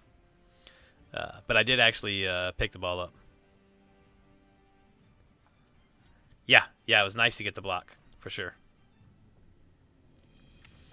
So, that's my build. I'm not going to win many games. I might get lucky to win 1, maybe 2 games if I'm lucky. But that's not what this team's for. This team's meant to have fun. I'm going to just be crazy goofy. I'm throwing bombs like crazy. I'm actually going to try to score a couple times with the Bomber right off the bat if I can, to try to get him a doubles hopefully and get the Hail Mary on him. If I get Hail Mary on him, he stands on my goal line and tosses it wherever he wants for a 2+. So I'll just be chucking bombs every turn on a 2+. So it's going to be fun. It's going to be a fun season this season. I'm not going into any game trying to win or expecting to win. If I do win, that's awesome. But I'm just going in to just do all kinds of goofy craziness. I'm going to be chucking goblins at people left and right as I can. Just trying everything I can to cause havoc and chaos, and fouling like crazy and trying to kill my opponents. Every game I play against them, I'm going to be killing them or trying my hardest to. Stat break them or kill them, one of the two. I can guarantee you nobody in the division is going to want to play me each match. They'll love playing against the Goblins just to have the chance of hurting the Goblins, right? But they're going to be scared to death every time I do anything. I did this kind of a run once back in Blood Bowl 1, and I did do a lot of damage that season. I hurt a lot of people just being goofy and having fun. So when you watch me play my premier matches this season and watch the stream when I'm streaming it, prepare to see me giggling and cackling like a little girl and just having goofy, crazy fun. So, with all of that said and done, let's do our predictions here. 1, 2, 3, 4, 5, 6. We can go ahead and put my team down in 6th because I'm pretty certain I'm not going to finish above that. It's possible I could finish higher than Manile. I don't see Manile getting a whole lot of wins this season, but I think he'll still get more wins than I will. So, well, with that being said, we'll go ahead and put Manile at 5. His team's just too beat up. I just can't see him, getting more than, maybe 2 or 3 wins, maybe 4 at the most. A couple of those will probably come at my expense. If I can beat a team, it might be his team. If I beat any of the other teams, it's going to be because they just get completely diced. Manile is a very good coach, and if anybody can do it, he's one that can for sure. And that's why I say he'll get a couple wins against those teams for sure, and he'll probably get 2 wins against me. Potentially, maybe only 1 win against me, just depending on how the dice go. But I would expect him to still get 2 wins against me, even with that build. I'll be limited more in that against him because I won't get as much TV, but he will have 3 loners, so that will still give me another couple of hundred in TV there. I'll still get 600 or 700 against him. It just won't be the full 1,000 plus. His team is definitely wrecked, that's for sure. All right, so 1st through 4th. Gunter. I like Gunter's build, but Gunter has some bad luck a lot. And he does do some crazy things here and there. Or he'll do more risky moves first when he probably shouldn't. But I do like his build, and I see him having the potential to do really good if he can, manage that risk really well and play that risk management game in a good manner. But with that being said, I don't think he'll finish in the top 3. I think he'll finish 4th. So we'll put Gunter down at 4th. For 3rd, we got Oni, Detox, and Swerve. I hate to pick against Detox just because he's so damn good with lizards. Oni's got a really good team going. I like what his team has, and he had no red, which is really nice. I know he hasn't had a very good a run of luck in the last season or 2 that he's done Chaos. I know he did Chaos last year. I don't remember if he did it the year before. And his runs weren't as well. I don't know if it was because he had some bad dice or just bad runs or what the case was. But let's see here. Swerve's team, I think, had some red on it. Yeah, he had a couple red, but not terrible. And I know Swerve plays Chaos really well. Man, this is a tough one here with these 3. This is a real tough one.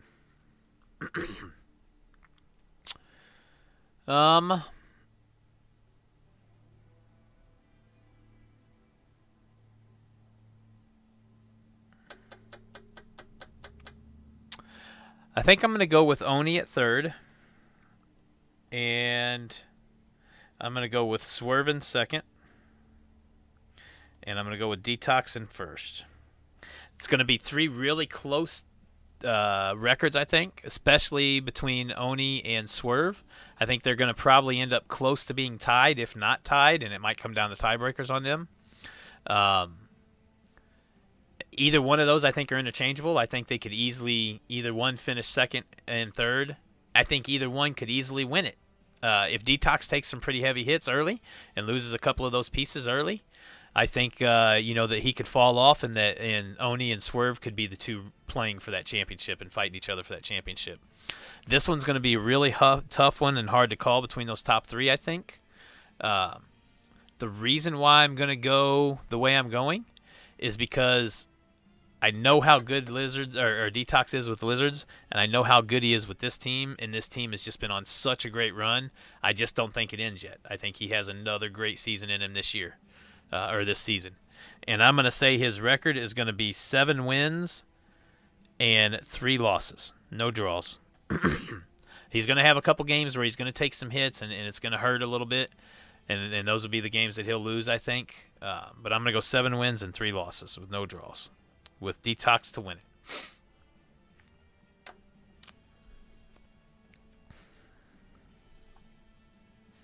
All right, so that's division number 2. 2 divisions left. Groin strain.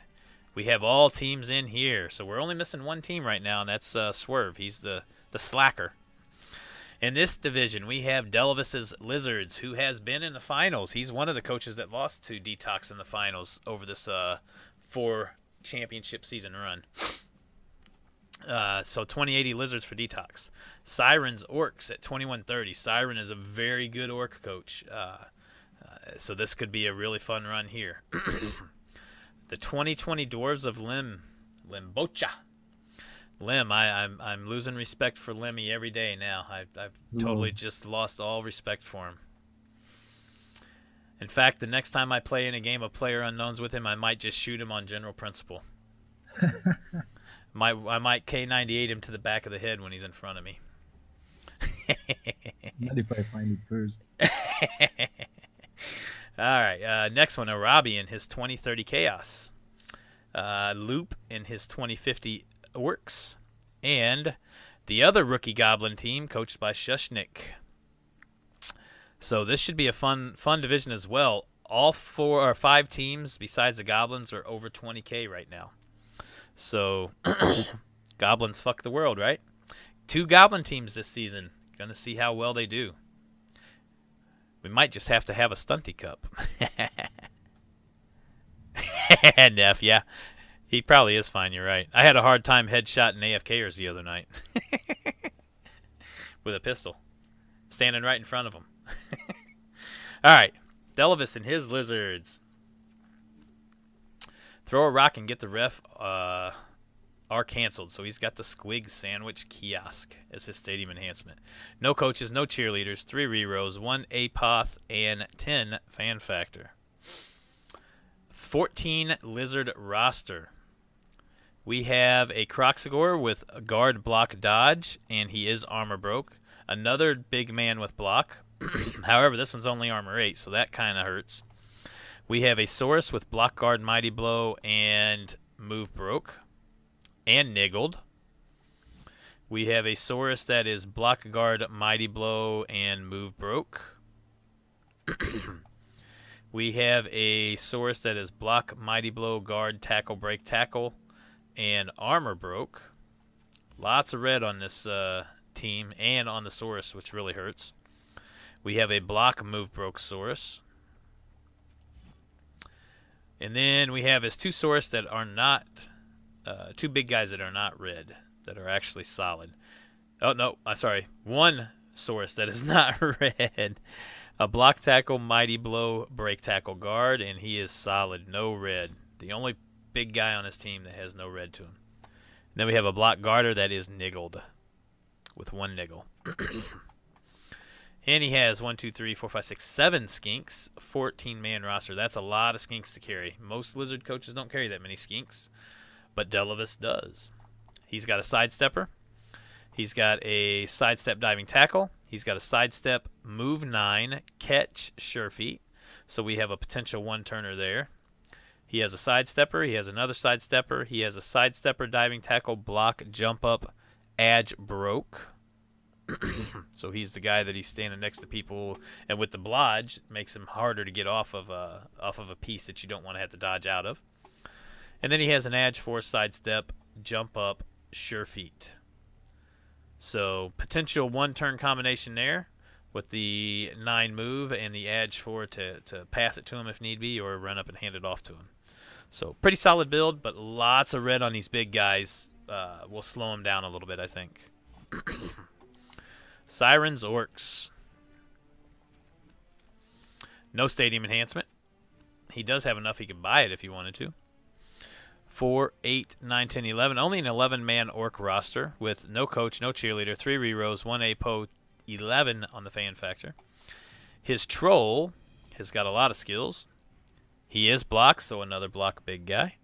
Block guard, stand firm, grab, and break tackle. pretty nice looking troll. And just let me say right now that thank you, Siren. I really appreciate and respect you for having your roster clean. Most of the rosters we've looked at so far, Oni's was this way too. I should have said something there, but especially in that first division, all the rosters there were haphazard and all over the place. You had a black orc here, one down here. It's very frustrating to look at a roster like that. It takes very little effort to clean your roster up, guys. Put all your position players together. Separate out like this if you can. Makes it a lot easier for things like this. For me trying to do these kind of things, or anybody else that's just looking at your team. It's just very, very hard to follow a team that's not organized well. What's it say for the coach who can't even organize his team, right? What kind of a coach would he be on the pitch? He can't even organize his roster right. But anyway, nice, clean, organized roster, Siren. He has 4 Black Orcs, Block Guard, Stand Firm, Mighty Blow, and Move Broke. And he is Move Broke. We have a Block Guard, Stand Firm. We have a Block Guard, Stand Firm, Mighty Blow. And we have a Block Dodge Guard, Stand Firm, Edge Broke. And he's only Edge Broke.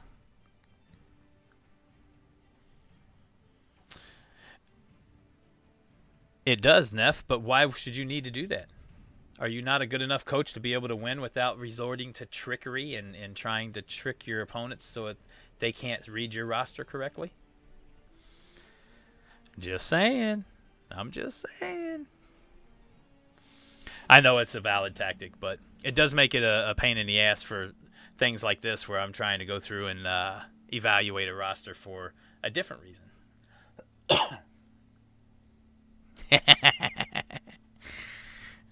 Anyway, all right, 4 blitzers. You're right. You're absolutely correct, Neff. And I usually don't. I do it right when the match starts. During the inducements phase is when I'll go in and look at the opposing team's roster. I very rarely do it ahead of time. Or if I do, it's just glancing at it real quick just to see what he's got. But I definitely don't dissect it like I'm doing here. That's always done right when the says the dwarf coach. Yeah. All right, so 4 blitzers. We got Mighty Blow Tackle Piling on Guard Pro. Nice blitzer there. We got Mighty Blow Piling on Tackle Guard. So 2 heavy hitters there. We got a Dodge Edge 4 Sure Hands Guard. So a ball carrier there because he's not carrying a thrower. And we have a Mighty Blow Strength 4 Guard at Tackle Frenzy. So there's your Frenzy piece with Mighty Blow. Piling on would be next, I would imagine, with the Strength 4. So some really nice blitzers there for Siren. And then both linemen, he's got a rookie lineman that is armor broke. And that is it. And he has a lineman that is guard, stand firm, block, dauntless. So pretty solid orc build here. A couple of red, 4 very solid black orcs. Lots of guard. 1, 2, 3, 4, 5, 6, 7, 8, 9 guard. That will serve him very well. The strength to be hard to deal with all the guard. He's got the really nice ball carrier blitzer. He's got some hard hitters. 1, 2, 3, 4, 5, 6 mighty blow, including the troll, and 2 of those are piling on pieces. Very solid team here, and I know Siren is a very solid orc coach, so this would be a good team to watch this season in this division. Lembocha in his dwarves. I predict a You've been sitting there waiting for that, haven't you, Lim? Of course I have. I'm going to just start off by, before I even look at this team, I'm going to start off by saying I predict this team will end up 0-10. Oh, is that so? There's a goblin in the division. Yeah, I think the Goblin's going to beat you both times. Okay, I'm just we'll see kidding. about that. I'm just kidding. All right, so he does have Nuffle Altar, so that could potentially help the Goblins out big time. Even if the Goblins have that same enhancement at some point, he's gonna guaranteed on these matchups to get that star player at 20k less or 50k less. Sorry, I'm assuming, Lim, that you're running that to get the secret weapon. Yeah, of course, but I hadn't thought about the goblins. You're right. Yeah, you're gonna help him out for sure. But so the secret weapon is the he has the gun. What's his special qualities? I don't remember. He's a good fouler, isn't he? I mean, he's a guy to foul, and he only costs like 10k. Like, yeah, 10 or 20k. Right, right. Yeah, it's not a bad tactic. It's a fun tactic to do with the dwarves. Anyway, no cheerleaders, no assistants, 7 fan factor, 4 rerolls, and an APO. Interesting that you're carrying 4 rerolls on a dwarf team, since most of the players have all the skills you need really to not have to use rerolls. I'm searching for those balls. Gotcha. Okay, it's interesting. I personally wouldn't run that if I was running dwarves, but to each his own. We have 2 Troll Slayer. Oh, first of all, we have a Death Roller. Don't see that too often on dwarf builds, so that's fun. A rookie Death Roller at that. But he does have a 14-man roster, plus if he gets the star player for 10k, that's 15-man roster, so he can pretty much, if he has a bribe or is able to get a bribe, he can be guaranteed that he's going to have the Death Roller on for the whole game. Unless he gets fouled out or caught fouling. So, fun build there. I do like taking the Death Roller on a dwarf build just to have fun with him. I just bought it after the MNG bunch. Yeah. Okay, nice. He definitely... All right, I'm here. You can start the stream. Definitely a lot of fun with him. A potential to have a lot of fun with him. All right, so both Troll Slayers. We have a guard Troll Slayer. We have a jump up, piling on, mighty blow, tackle Troll Slayer. So there's a good hitter there. Both blitzers, we have a guard dodge and a guard. Both runners, we have a move runner with strip ball, wrestle, tackle. So that's your defensive runner, it looks like. The potential to sack the ball whenever, especially with the move 7 to get to the ball to tackle him or sack him. And then we have our ball carrying runner, which is our block, edge, forward, dodge, kickoff return. Kickoff return is nice to get closer to that ball on the kickoff. So nice couple of runners there. One really nice defensive safety and one really nice ball carrier. And then we have 7 long beards. We have 2 rookies. We have 3 guards, and then we have a guard dodge, and then we have a guard mighty blow stand firm. So we have 1, 2, 3, 4, 5, 6, 7, 8 total guard pieces, which is nice. Pretty solid build here. I mean, for a dwarf build, that's pretty hard to not be a solid build when you're this high in TV.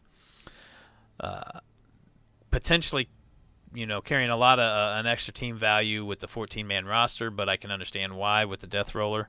Don't know that you're going to be dealing with a whole lot of claw in this division, so not necessarily the need or potential need to carry that many guys. Just my opinion again, but not the way I would normally run a dwarf team anyway. But I don't normally play dwarves, so.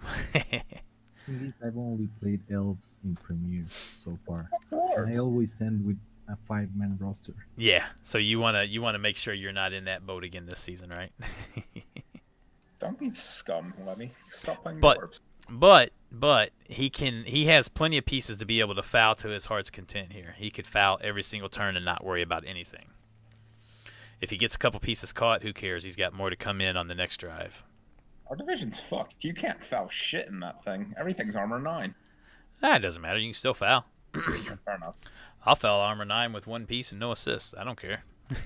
Boxcars don't fail me now. Exactly. Learn how to position better. Especially if you got sneaky get, right? If you can get sneaky get on a piece, the only way you're getting caught is if you break his armor, most likely. A dwarf with sneaky get? What is that? That's some Trunkus level bullshittery right there. Hey, I love it. heck yeah. I'd love to see a piece like that. All right, so pretty solid build there for the dwarves. Let's check out the one team that can have the claw against them that can hurt them. The Chaos of Arabi. 20-30 Chaos with no stadium enhancement. And looks like he's carrying a 14-man roster. 1 coach, 1 cheerleader, 3 rerolls, 1 APO, and 8 fan factor. And here is one of those rosters where it's not organized. So it's going to be fun to follow. We do have a Minotaur. The Minotaur has Claw, Tentacles, Guard, Stand Firm, Foul Appearance, and he is Move Broke. It's a pretty solid Minotaur, but finally we've come across a big guy that does not have block. That's a change for this season in the league. On a Minotaur. That's new. Yep, Foul Appearance is good. I've actually played against a Minotaur before they had Foul Appearance, and they can be a pain every once in a while. For Chaos Warriors, we have Block, Mighty Blow, Claw, Tackle, so there's one Claw hitter. We have Block, Mighty Blow, Claw, Strength 5. So this is the third or fourth Chaos team we've seen with a Strength 5 Chaos Warrior. And that's the second Claw hitter on this team, not counting the Minotaur. And both of the other Chaos Warriors have Claw as well. So we have a Block, Mighty Blow, Claw and a Block, Mighty Blow, Claw, Tackle, who is niggled. Just one niggle on him, though. So all four Chaos Warriors are carrying Claw. Potential very heavy hitting team here, and the fifth Claw piece being the Minotaur. We have 1, 2, 3, 4, 5, 6, 7, 8, 9 Beastmen, and I don't think any of the Beastmen have Claws. So we have a Block Guard, we have a Sneaky Get Dirty Player, so there's your dedicated Fouler. Nice, perfect fouling build there. We have another Dirty Player. We have a third Dirty Player further down the line. We have a Block Beastman. We have 2 Rookie Beastmen. And then we have a Dodge Beastman and another Rookie Beastman. So 3 Rookie Beastmen overall. 3 Dirty Players overall, with one of those being Sidestep. I'm sorry, Sneaky Get. So we got the heavy hitters in the 4 Chaos Warriors and the Minotaur. We got the Foulers once those players get taken down, if they don't get taken off. We don't have the dedicated ball carrier yet, but we got a potential piece down here with Dodge that could be the ball carrier. Get block on him next and then sure hands, or sure hands next and then block, either one. Having a blodging sure hands ball carrier and Beastman would be nice. So pretty fun build here. Could do a lot of potential damage with the Claw, and then for the ones that don't do the damage, he's got the Foulers to foul them off. Could see this team doing pretty good and going pretty far.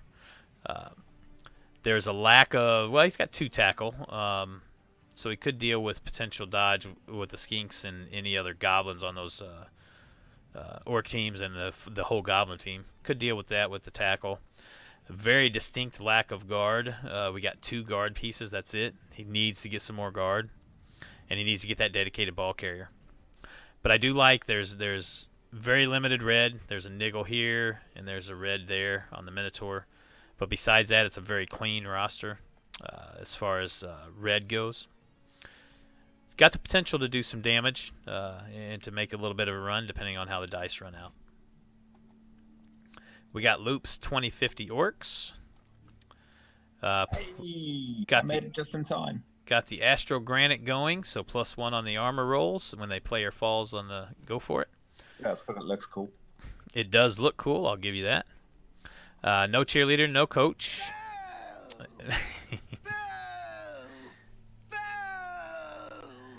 We have 5 fan factor, 3 rerolls, 1 apo. Carrying a 12-man roster with a troll. Troll is block, so another block big man. Troll's block, guard, stand firm, grab. Pretty solid troll there. The 4 black orcs, and a very clean roster here as well as far as the organization goes. Thank you for that. 4 bobs. We got a block dodger. We got a block dodge guard stand firm. We got a block dodge guard stand firm mighty blow. And we have a block guard stand firm strength 5. So some solid black orcs there. 3 blodgers. 2 of those being stand firm is very nice. He can leave those bobs wherever the hell he wants them. And most likely standing up as well, because I don't think there was a whole lot of tackle on any team. Maybe, just a couple tackle pieces here and there. Yep, and the strength 5 obviously will help. That's more strength. 4 blitzers. We have a block. Oh, I'm sorry, they come with block anyway. Yep. So we got guard, mighty blow, tackle, move 8. Again, that's the third move 8 or double move boosted piece we've seen in 3 divisions. Each division has one so far that we've seen. I love that build. I love move 8 on a piece like that. We have a Strength 4 Guard Blitzer. We have a Mighty Blow Move 7 Frenzy Juggernaut Guard Blitzer. And we have a Tackle Mighty Blow Piling On Pro Grab Blitzer that is Edge Broke. And that's it, just Edge Broke. So very solid blitzers. We have a couple of hitters with the Mighty Blow. We have 3 hitters with the Mighty Blow. We have the one piling on dedicated hitter. We have the Move 7 Frenzy. That'll help with potential surfing, especially with the extra movement, and with the Juggernaut to be able to cancel out the both down if he needs to. And then we got the Move 8 that can go all over the pitch to get that blitz hit in if need be. 3 linemen. We got 2 rookies and a sneaky get. Overall, very solid build. I like what's going on here. I like the 3 stand firm on the bobs. Some good guard. We got 1, 2, 3, 4, 5, 6, 7 guard pieces. That's pretty good. That will match up against most of the teams in the division that had 8 or 9 guard. Got the extra strength as well. He's got 2 strength 5s. He's got the other strength 3 strength 4 bobs plus a strength 4 blitzer. So he's got 2 strength 5s and 4 strength 4s. That can match up with anybody in the division as well, especially with the guard. So very solid build here. Potential chance to have a pretty good season here with those orcs. No orc thrower on that team, Rama. And then we have the rookie goblins that Shushnik is playing. So again, he followed the same thought process I had with having a fresh goblin team and having fun with them. He did not go. He did not go with the stadium enhancement that I did right off the bat. So he's going with the full roster at this point. He took the APO and the 3 rerolls, and he's got a 14-man roster. He's got both trolls, the bomber, the fanatic, the loony, and the pogoer, which I had all of. He's got 1 reroll more than me, and he also has 1, 2, 3, 4, 5, 6, 7, 8 goblins. So he had 2 extra goblins than what I had as well. So rookie team, that's basically it. Not much else to see there. Don't know how he's going to play him. I'm assuming he's going to just have fun like I am and just foul everywhere he can. It'll be interesting to watch where he goes with his team. We know how I'm going to play mine. I've already told everybody that. So we'll see how he plays his. All right, so let's do our predictions. 2, 3, 4, 5, 6. Let's start at the bottom again. We're going to go with Shushnik and his goblins finishing at the bottom. Let's see. After that, Dell is Dell. He's got his lizards. They're going to do decent. Siren's a very good orc coach, and his orc build's solid. I like Arabi's chaos team, but the lack of guard I think is going to hurt him. I like Loop's orc team, and Lim and his dwarves are going to do decent. They're going to probably get a lot of draws, would be my guess, and a few wins and a few losses. I could see him easily going like a 3-4-3 type of season or something of that nature, or 4-4-2 even maybe. I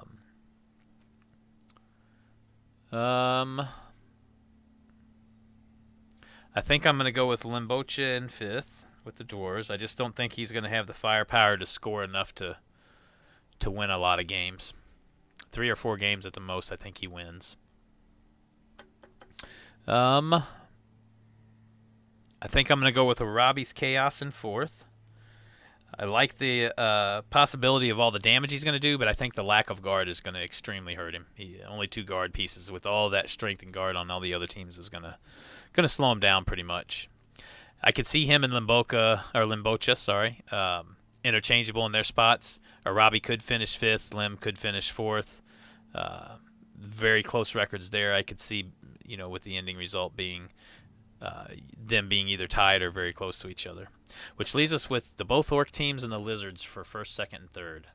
I think I'm going to put Delavis's lizards at 3rd. Too much red on the all the source. I think they're gonna get hit hard. He's gonna lose a couple at some point, or get even more red. That's gonna really slow him down.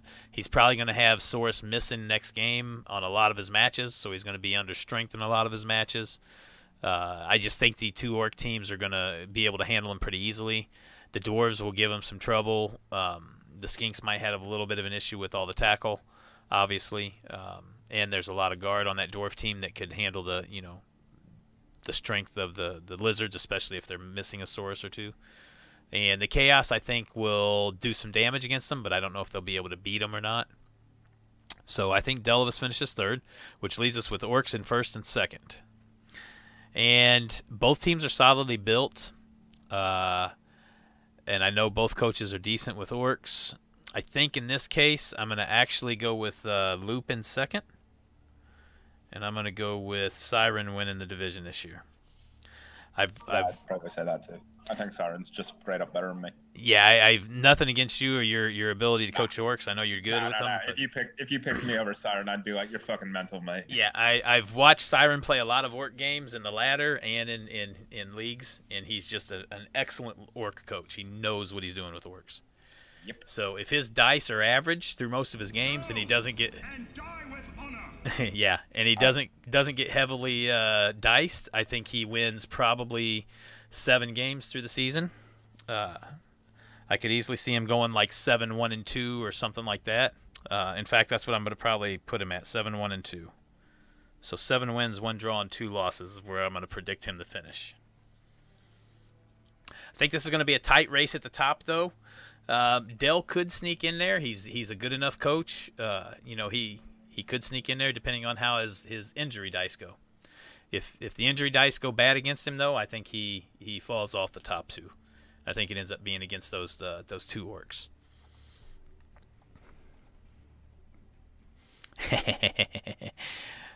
Prove me wrong, Lim. Prove me wrong. You certainly have the ability. All right, and then our last division. Oh, all 6 teams. So we're only missing 1 team, and that is Swerve.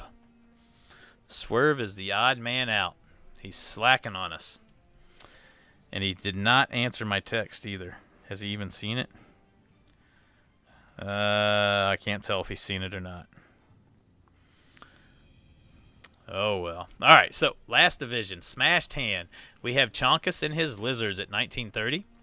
We have Nefarious and his Lizards at 2050.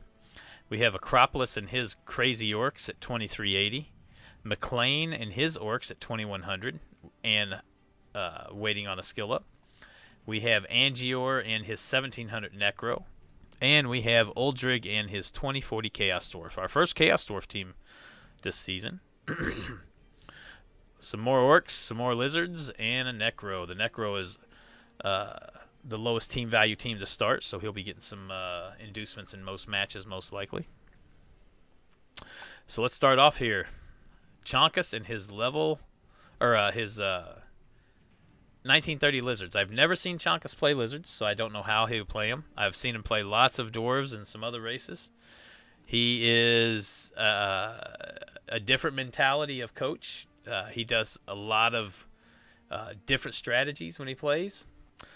Sometimes they end up being really great strategies, and you're like, whoa, what the heck was that? That was just a great play. And sometimes they're strategies that might leave you might leave you scratching your head, wondering why he did it that way. He is the best coach in this league, mate. Okay, he's just split personality. I truly believe that he may be that.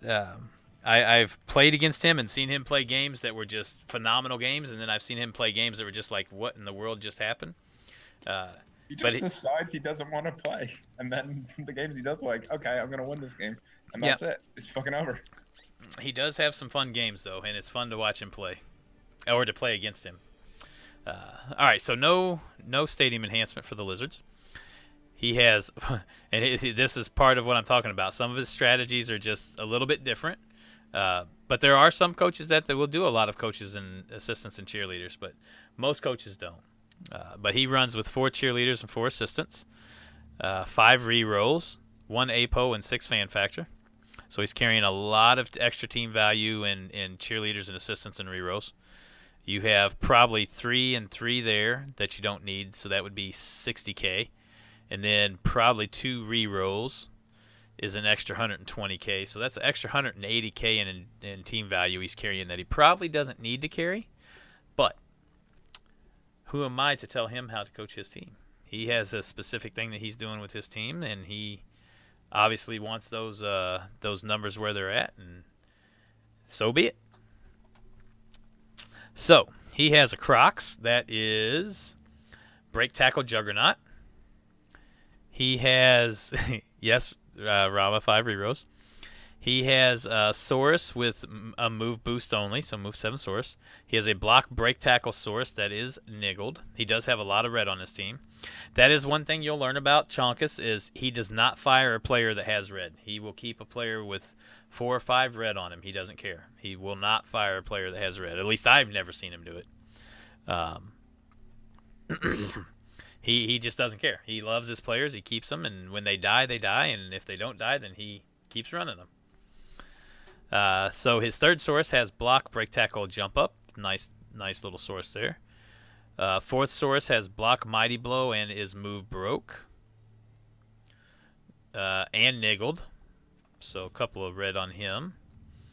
Next source is a rookie. And his last source is a rookie. So 2 rookie source to go on. And then he's got 1, 2, 3, 4, 5, 6 skinks. He has a move broke, move boosted, jump up skink. So he took the move. I don't know if he got the move break after the move boost. I would assume he got it afterwards, but who knows? Skink here is a rookie. Skink here is jump up. Skink here is a block. I have no clue what that skill is. Hail Mary pass. That's why I didn't know what it was, because you don't normally see that. So he's got a skink with block and Hail Mary pass, who is move broke and armor broke. It's an interesting build on a skink with the Hail Mary pass. You know, if he's able to get the ball out and pick it up with him, he can 2+ it all the way down to the other end of the field, where he could get a skink down there a lot quicker than his opponents potentially could. So it's a fun build with the skink, and definitely an interesting build with the skink. He has an Edge 4 jump up skink that is move broke. He's got jump up on a lot of his skinks. And he's got a move he's got a move boosted, so it's almost identical to his other skink. Jump up, move boosted, move broke, and armor broke, it looks like. So yeah, he's move broke, armor broke, and move boosted. So he's back to his normal move 8, but he is armor broke as well. So interesting build. It'll be fun to see how he how he does this season with that build and with all the red. Nefarious is I Wanna Iguana. Carryover from Blood Bowl 1. He has a squig sandwich kiosk, so throw a rock and get the ref are canceled. He has a no cheerleader, no assistant, 8 fan factor, 1 APO, 3 rerows. He has a Crocs with guard stand firm. He's got a source with block, a source with block that is move broke. He has a block dodge source, a block guard source, and a block strength 5 source. And then his last source is his hitter, block mighty blow piling on. I like the strength 5 there. That's a nice source there. He has 6 skinks. He has a block move boosted, move broke skink. So he's following along in Chonkus's wake here with the move broke, move boosted. That one's a skink that I wouldn't get rid of either, especially having the doubles with the block. I would definitely keep a hold of that guy. It's extra team bloat with the move, but you take it at that point because of the block. He has a sidestep skink. He has a rookie skink. He has a block sure hands, sidestep, jump up, sure feet skink. Really nice ball carrier there with the block as well, and having the jump up to be able to get up and pick the. If he gets knocked down, jump up, pick the ball up, and still run 8 to 10 squares away from the guy that just knocked him down, right? And with the sure feet, he can make those go for it pretty confidently. And then his last 2 skinks, we have a move 9 only, and then we have a move 9 sidestep jump up sure feet. So we have a potential one-turner there with the Geico Gecko, and we have another potential one-turner being built I'm assuming sidestep would be next, depending on the actual skill up roll. But pretty solid on the Skinks. Pretty plain on the Saurus, minus the strength 5. And he's got the one killer that's starting, building into a good killer. But the other ones are all pretty plain, what you'd expect. Block and guard, and then the Blodger's kind of nice. He'll get break tackle on him, I would imagine. So solid build, but a young build. Still has some building to go on these Saurus to get this team into a viable contention, I think. But overall, solid build, and I think he'll win his fair share of matches with that build for sure. A-Crop and his 2380 Orcs. This Orc team is absolutely nasty. I've played it the last couple of seasons. Last season with my Norse, the season before with my Lizards. He's got the security gate, which means riot and pitch invasion is canceled. 1 coach, 1 cheerleader, 3 rerows, 1 APO, 8 fan factor, 13 orc roster. He does carry a troll who has a block. Again, another block big guy. He has all 4 bobs. 1 is block, guard, mighty blow. 1 is a rookie. 1 is block, guard, mighty blow, stand firm. And the last one is block, mighty blow, guard. So 3 solid bobs there and no red, which is really nice. His 4 blitzers are where his team is. First blitzer is strength 4, mighty blow, tackle, guard, grab. So a really nice hitter. Next blitzer is strength 4, mighty blow, guard, frenzy, tackle, and he is move broke. So another really hard hitting blitzer. Nice build. And then his third blitzer is mighty blow, tackle, piling on guard, jump up. So another hard hitter. So 3 hard hitting solid blitzers. And then his last blitzer is also hard hitting, but he's built more to be able to handle the ball as well, with tackle, jump up, mighty blow, frenzy, edge 4. Potential to do some hitting and to dodge out to get those blitzes and hitting, and potential to be a ball carrier when need be in a clutch situation. He does carry a thrower. Thrower is strength 4, block, leader. Strength 4, block, leader, guard. He is move broke. So a strength 4 thrower that can pick the ball up reliably, really nice, but he's move 4, so it kind of slows him down a little bit on his speed. And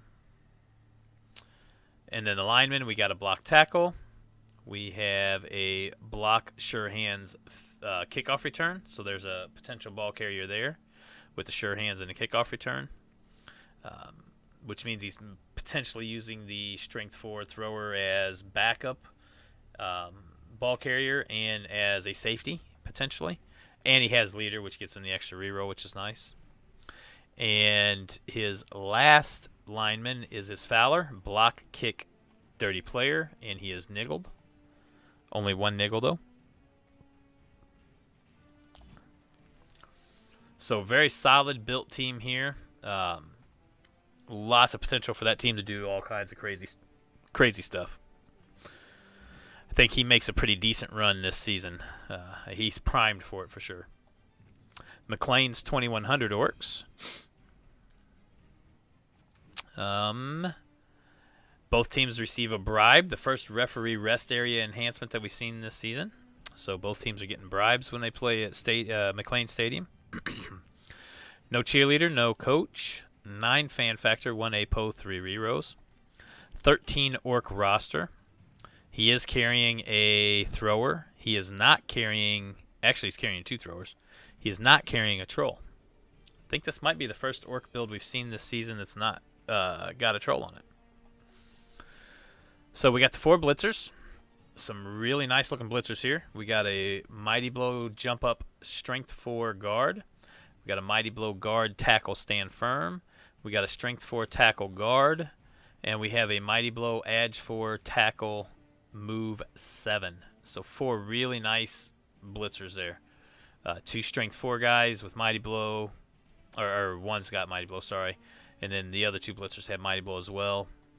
Some tackle. That's his only 3 tackle pieces, but it's enough to be able to do damage to the skinks on the Lizards team. So pretty solid blitzers there. 4 bobs. He's got a rookie bob. He's got 2 bobs with block guard. He's got his 4th bob with block guard dodge. Pretty solid general run-of-the-mill Bob builds there. Nothing special. Both throwers, we got a block thrower that's waiting a level up, and we have a thrower with block, kickoff return, accurate, edge 4, and he is niggled. Only one niggle, though. Nice ball carrier build there with the kickoff return, and he's a passer with the edge 4 and the accurate. And then we got 3 linemen. One is edge 4 block. That's a nice edge 4 piece. One is block, guard, stand firm. And the last one is your fowler with dirty player and wrestle. So we got a lot of green here and very little red. In fact, only one red, and it's a niggled thrower. And a lot of green. We got 2 strength 4s, 3 edge 4s. He's going to handle strength with anybody. He's got 6 strength 4 pieces. No strength 5, but he does have some good guard. 1, 2, 3, 4, 5, 6, 7 guard.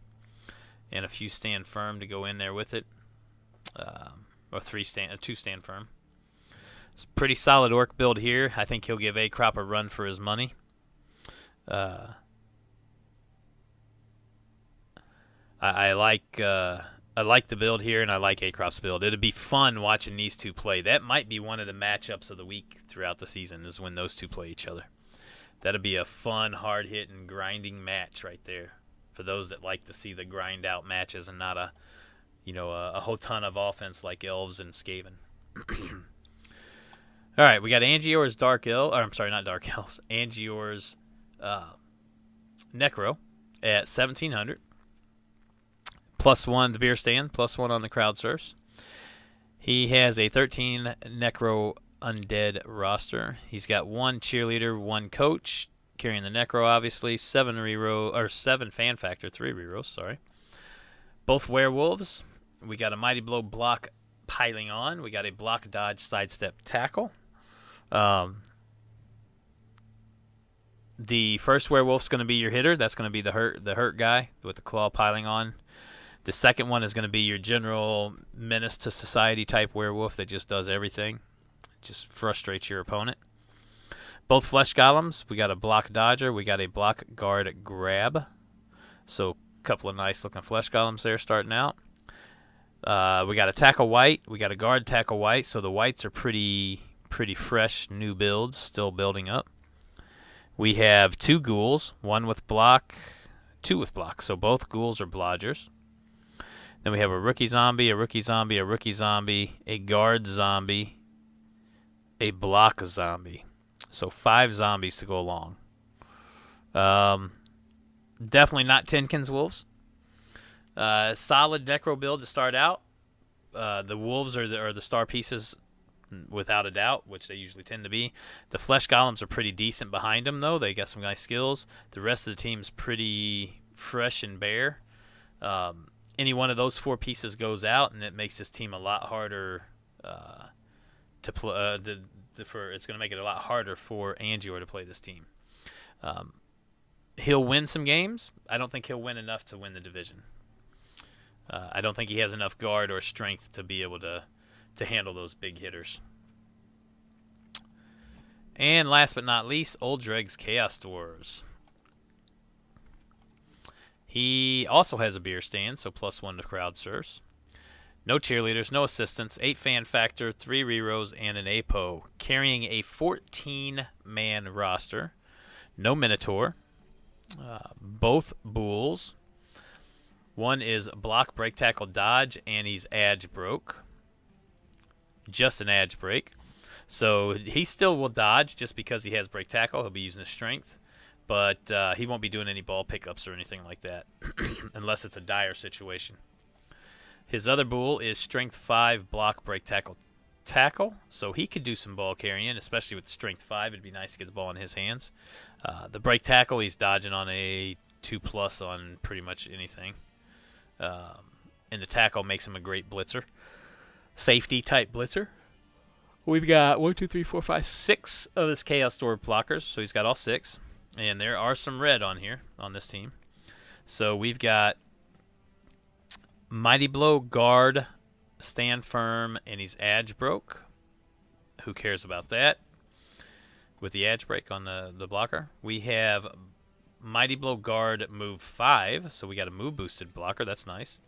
We got Mighty Blow Guard, and he's move broke, so move 3. And we've got Mighty Blow Guard with another edge break on a blocker. Again, who cares about the edge break there? And we have a Strength 4 Guard blocker, and then we have a Mighty Blow Claw piling on blocker. So there's your killer. Only one claw piece, but he is Mighty Blow piling on to boot, so that's nice. And then he's got 6 Hobgoblins. He's got a rookie. He's got a blocker. He's got a dirty player for his fouling. He's got a wrestle fend. He's got a block guard move broke Hobgoblin. And then his last Hobgoblin is his ball carrier. It's edge 4 block sure hands. So pretty solid Chaos Dwarf build here. Pretty general with what you'd expect.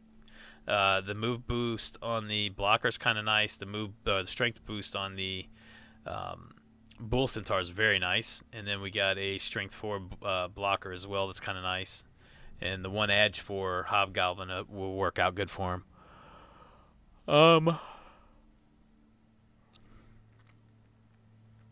A pretty solid build. He's got what 1, 2, 3, 4, 5, 6 guards. So the guard will definitely help. He'll definitely get some wins. Should be a fun season with the Chaos Dwarfs here too. So this will be a pretty solid division, I think. I think the Orcs are going to have a really good time. I think Charlie's Lizards will win some matches because he's got those skinks that can just do anything.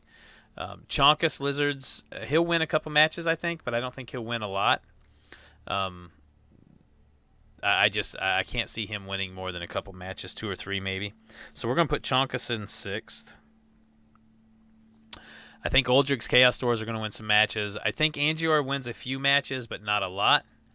So I'm going to run Angior in 5th with the Necro. I think I'm going to run Nefarious as Lizards in 4th. But I think it's going to be a very close race between him and Uldrig. So Uldrig's Chaos Dwarfs will finish 3rd. I think those two will be interchangeable pretty easily. Really close to the same record potentially. Maybe even a tie. Using a tiebreaker there. Yeah, no kidding. I think that'll be a good close race between 3rd place there. If the dice roll out the way I would expect. And I think the division win goes between Acrop and McLean, 2 really well-coached orcs, 2 really well-built orc teams. I've played against both of them a ton of times. I think I'm going to give the nod here to McLean over Acrop. I have Acropolis finishing 2nd, McLean finishing 1st. The reason why I'm going to give McLean can probably guess the reason why I'm going to give him the win here, or the nod. He, along with some of the other Ode head coaches that have played against Acrop enough, know how to get Acropolis on tilt a little bit and know how to exploit that if it happens. And I think McLean can use that to his advantage here. When they play against each other, if he gets a couple of nice takeoffs early and gets Acrop playing a little bit on tilt and going for those heavy hits, trying to equalize the damage, I think McLean can take advantage of that and pull away for the wins in those games. I like McLean's build overall. I think it's a little bit more solid than Acropolis's build. Acrop's build is really solid, though. It's a really good build. Like I said, I played against him in the last 2 or 3 seasons. And very, very well-built team. But I'm going to give the nod to McLean here. And I'm going to say his overall record will be... he's going to lose a couple matches for sure. Probably going to draw a couple. I'm going to say he's going to end up 6-2-2. 6 wins, 2 draws, and 2 losses. So, all right, guys, that will finish up the 4 divisions and the in-depth look at each one. We're waiting on one team, and that's this one here. Nefarious, since you're on, you can throw an AI team in there and start everything up and then drop the AI team. And then whenever Swerve accepts his team, he'll slide right into that slot. And that way you can go ahead and do all the matchups up and get everything out there. Just a thought. Just throwing it out there. If you wanted to do that work tonight and get it done, you could.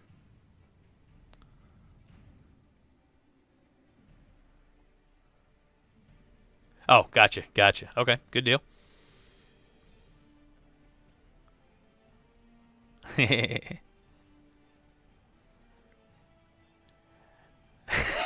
Gunter. Oni, I said Gunter was finishing 6th in his division, yeah. Actually, Gunter, I had you finishing 4th in your division. 4th? Yep. I had Detox winning, Swerve in 2nd, Oni in 3rd, you in 4th, Manai on 5th, and me in 6th. I'm going to claw everybody to death. Yeah?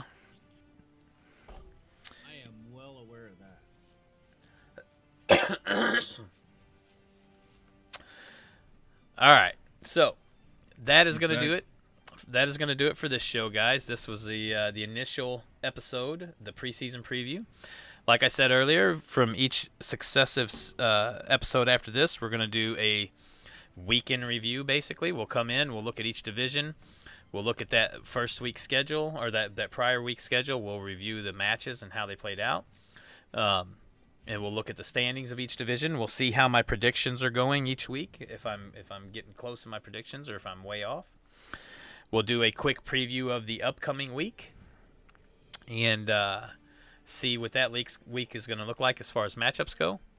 We'll do a quick review of the betting cages, where the standings are currently, and picks, and the survivor board as well. And then we will look at highlights and cool plays from the week before. And last but not least, we'll look at the matchup of the week, or the game of the week. If we can, we'll try to do a quick look in of that game. If watch the replay of it and speed through it a little bit, kind of catch some of the more fun parts of the match, or the crazy parts that might have happened, or the really intense parts. So yeah, that's going to be the plan every week. We'll run this show on Monday night, because that is when the leagues will flip to the new weeks, and the new weeks should not have any games hopefully played by then. You might potentially have one game going or played. So we'll plan on doing it every Monday night. Probably start the show around somewhere between 8 to 9 p.m. U.S. Eastern, which is UTC -5. I will post up in the Discord approximately a half hour before the stream goes live that the stream is going to be going live, and give a time frame on it, so that way everybody will have time to get in and watch before it gets started. And then last thing, because a lot of you guys weren't on here earlier when I said this, and I'll also post this in the Discord and on the forum. I'll send a message out to everybody, or I'll just post it. If you guys have a really cool play that happened in your match, or a really exciting play, a highlight type play, Edge 1 Bull Centaur picks the ball up and long bombs it to the other bull to score the game-winning touchdown on turn 16, something crazy like that. Or even a highlight of a whole game, like a casualty blocks highlight. One team caused 8 crosses and 3 deaths on another team. Anything that you think warrants highlight acknowledgement within the stream, send that to me. PM it to me either on the forum or on Discord. Give me the specifics of the game, which game it was, which competition or division, what turn the highlight happened on, turn 8, 1 turn touchdown score, something like that, so that I know where to go to watch that. And during the league cast on Monday nights for that prior week, we will highlight your game or your play, and we will talk about the crazy play or what happened. So feel free to send them to me. If it's something that I just don't have time to get to, then I won't get to it. I'll try to get to the wildest, craziest plays first, and we'll kind of play it by ear. If I can get to all of them, I will. But if I get 20 of them sent in, I might not be able to get to all of them. We'll just have to play it by ear and see. But we'll definitely try to show as many of them as we can if we feel like it warrants highlight, replay, mentioning, and coverage. Thank you for that follow, Radar. I appreciate that. Very appreciative. Much appreciated. So, I want an iguana. The iguana store, yeah. So, that's going to be it. That's not it for the stream. I'm going to keep the stream up, guys, for a little bit longer. But that will be it for the League Cast. First episode of Season 22. The inaugural episode overall. We will be back each week to talk about the League in review. And we'll have a good, fun Season 22 and Goblin premiere. Thanks for watching, everybody. I'm going to end the recording here. Lo, there do I see my father. Lo, there do I see my mother and my sisters and my brothers.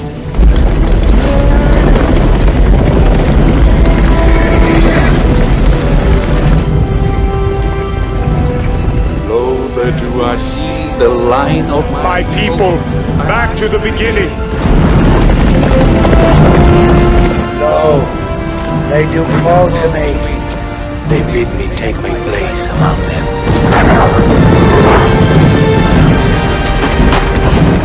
In the halls of Valhalla, Where the brave they live